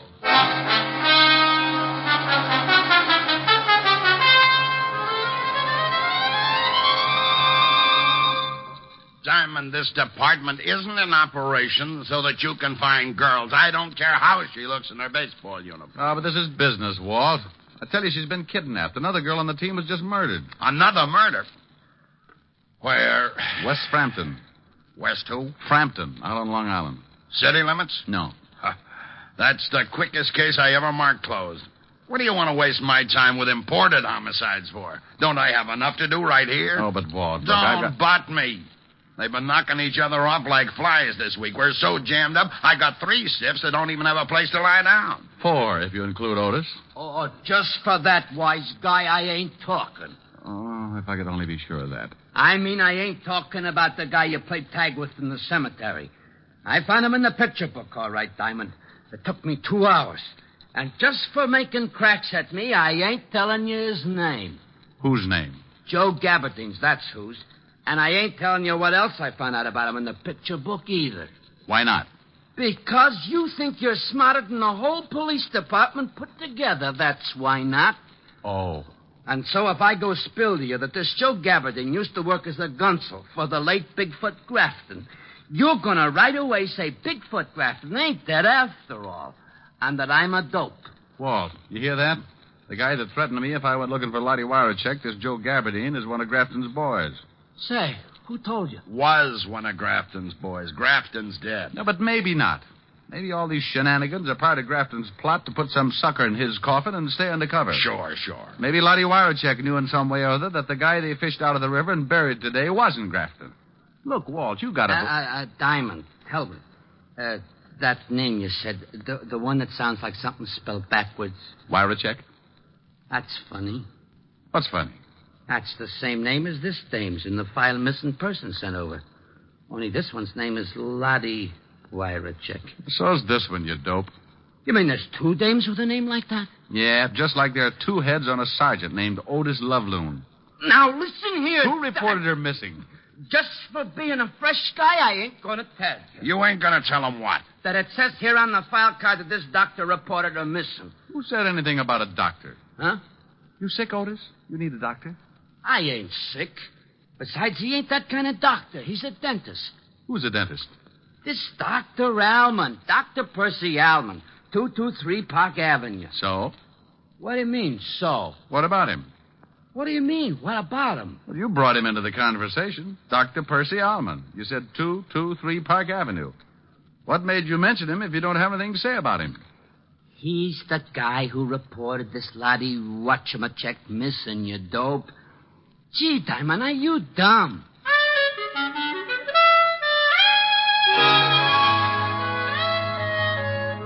Dr. Percy Alman's home for decrepit teeth at 223 Park Avenue was a fancy schmancy establishment where bad little molars and bicuspids went in for punishment. I could tell even before I met Alman that he was the kind of drill artist who assured the customers there'd be no pain. No pain at all, and there usually wasn't. Until the customers got their bills. The office was a ground floor professional suite that opened directly on the street, and when I pushed open the door and went in, this kind of nice middle-aged guy greeted me with, Yes? I'm looking for Dr. Alman. I'm Dr. Alman, but it's after my office hours, young man, unless it's an emergency. Well, it's about Lottie. Lottie Warachek. Lottie? You're from the police. You found her. Well, not yet, no. And I'm not from the police. Not? Who are you? My name is Diamond. I'm a private investigator. Oh. You gave me quite a turn for a moment. Well, I'm sorry. Doctor, I'd like you to tell me a few things. What sort of things? Lottie Warachek. What's she to you? Oh, presently, just a friend. Formerly, the best dental assistant I ever had. An extremely nice girl. Yes, I saw her snapshot. A dental assistant, huh? Yeah, lovely girl. I hated to lose her. But this baseball thing had been burning in her for a long time. Look, Diamond, just how much do you know about all this? Well, I know that Lottie's missing. Maybe in trouble. Well, I do need help. Perhaps I'd better tell you everything. I'm game. But I think I should warn you. The information I'm going to give you is dangerous. It may mean your life. Well, I'm still game. Maybe not as much as a few seconds ago, but... Very well. A year or so ago, I had a patient, a man who called himself Dunn, George Dunn. And then you found out that Dunn wasn't Dunn at all. That he had very big feet and he was a racketeer named Grafton. Yes. You're very clever, Diamond. It was the dental chart he wanted. He threatened me. I felt that if I ever gave it to him, he'd feel the necessity for killing me. So I gave the chart to Lottie to keep... It happened so fast I barely had time to leap behind the chair. 1 second, the doctor and I were talking. The next, everything was bedlam and confusion. And blood and death and anger. My anger. The doctor had caught one smack between the eyes. And I got mad, shooting mad. I charged out of that office maybe 10 seconds behind the killer, just in time to see him get into a car and melt away into the traffic. He headed east, then south, and east again. Then stopped at a crummy-looking building and went in. And that's when smart, shrewd, clever private detective Diamond climbed a drain pipe, tore his pants, looked inside a second-floor window, saw a girl tied to a chair, and, like Lochinvar, broke in to rescue the fair second baseman in distress. Lottie? Look out! Oh, this was getting monotonous. The billy caught me on the back of the neck, and while it didn't knock me out, it didn't make me feel like dancing either. The first thing I was aware of when I oriented myself to my new condition was the biggest pair of feet I'd ever seen. And the next thing I saw was the gabardine suit containing in its bright, clean folds the filthiest little murder artist I'd ever seen. So I made like a possum and pretended I was asleep. Say, Grafton, I told you the shamus followed me. I want him. He's all yours, Joe, I promise, but later. Why later? Why wait? Because I gotta get that dental chart, that's why. Now that you've rubbed off the dentist and that goofy Billy the ball player, that chart's the only thing in the world that can prove Bigfoot Grafton's still alive. So why does that have to hold up Diamond's execution? Because maybe he knows where the dental chart's hid. I'm giving up on the dame here. She'd have told us long ago if she knew. If Diamond knows, he'll talk. Even if he don't know, he'll talk. And scream, too. Later, Joe. Now put that pig sticker back in your pocket. I don't hear you, Grafton. This Diamond made me unhappy, and I don't like to wait. I said put that knife away, Joe. I still don't hear you. All right, Joe. I knew this was the only chance I'd get. They were too busy showing each other their fangs to give me their undivided attention. And so the possum stopped playing possum and made a stab at playing tiger. The act started with a well-aimed kick to what the fight reporters call the midsection. And the gabardine suit folded limply and sagged to the floor like it didn't even have a man inside it. And that's when Grafton pulled the gun, and that's when I made a grab for his knees. And you guessed it, there was a shot. And then there was a punch that made a mess out of a jawbone. And I'm happy to report that this time it wasn't mine. Oh, you're wonderful. What's your name? Well, honey, my name's Diamond. Diamond? Yes, dear, and believe me, a diamond is a girl's best friend.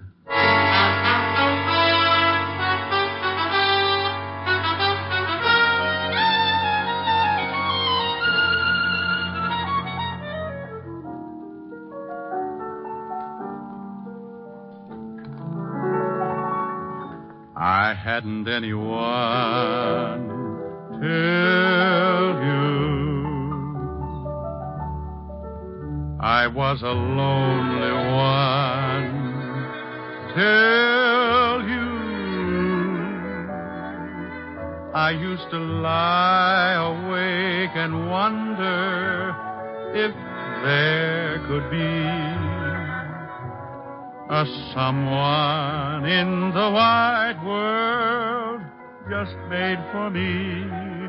Now I see I had to save my love for you. I never gave my love till you. And through my lonely heart demanding it, Cupid took a hand in it. I hadn't anyone till you. You're so romantic. Even with a black eye. Oh, thank you, dear. Oh, Ricky, darling, it must have been dreadful. Oh, it had its moments, Helen. Yes, I saw that photograph. A second baseman. What's the matter with a second baseman? Well, Ricky, if she were any good, wouldn't she be a first baseman? Honey, I don't think you understand too much about baseball. Teach me. Oh, it takes years, baby. Years. Well? Well, baseball's a game that's divided into innings. 9 innings. Innings? What's an innings? Maybe I better teach you how to play post office. No. Ricky, please. Well, let's see now. An inning is a sort of a division, a stanza, a frame. Yeah, that's right, a frame. A frame? An inning's a frame? Hey, you're digging it. No, I'm not, Ricky, not really. Maybe we'd better forget it. All right. An inning is a frame. That's right, dear. An inning is a frame. Ricky, was she nice? Lottie? Mm-hmm. Well, I'll say this for her. You sure had a beautiful inning.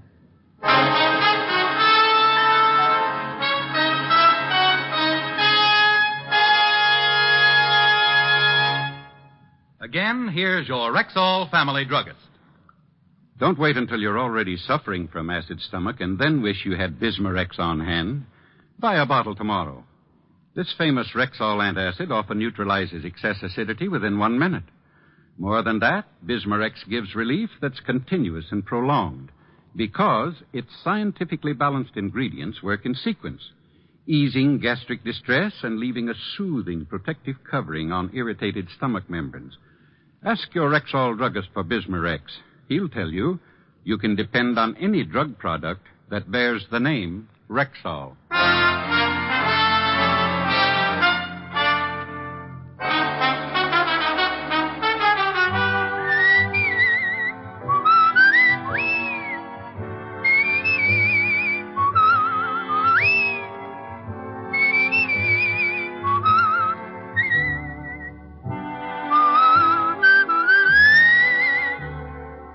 Richard Diamond, Private Detective, stars Dick Powell in the title role and is written by Michael Camroy with music composed and conducted by Frank Worth. Featured in tonight's cast were Ted DeCorsia, Wilms Herbert, John Daner, Bill Conrad, Virginia Gregg, Gloria Blondell, and Sidney Miller. Richard Diamond, Private Detective, was transcribed in Hollywood by Jaime Del Valle.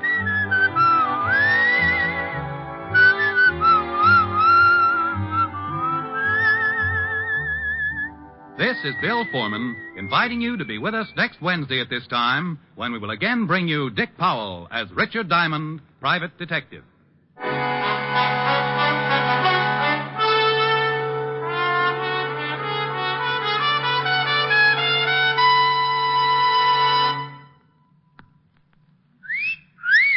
Hiya, beautiful. Get lost, Bristlepuss. You need a shave. But I have shaved. What else do you want me to do? Silly boy, she wants you to go Stag. Go Stag? But why? Because Stag is Rexall's exclusive line of men's good grooming aids, like Stag Brushless Shave Cream. No fuss, no massage, just smooth it on, and presto, you get a clean, close shave. Your face stays smooth and whiskerless all day long. I'll do it. I'll go Stag. That's it. Join the Stag line now at Rexall drugstores everywhere. Yes, to make girls care. Go Stag.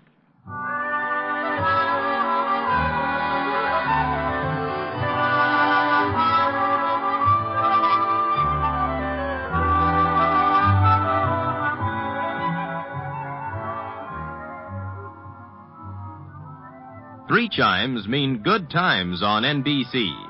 Dick Powell, who stars as Richard Diamond each week at this time, is a chime star, and there are many more of your favorite entertainers who are chime stars on NBC. Listen for the familiar NBC chimes. They're your invitation to fine radio entertainment. Whether it's action-packed adventure mystery, comedy, music, drama, or news, you'll find the very best on your favorite NBC station. Listen again next Wednesday at this same time for another exciting adventure with Dick Powell, starred as Richard Diamond. And remember, three chimes mean good times on NBC. In 2 weeks, enjoy The Halls of Ivy with Ronald Colman on NBC.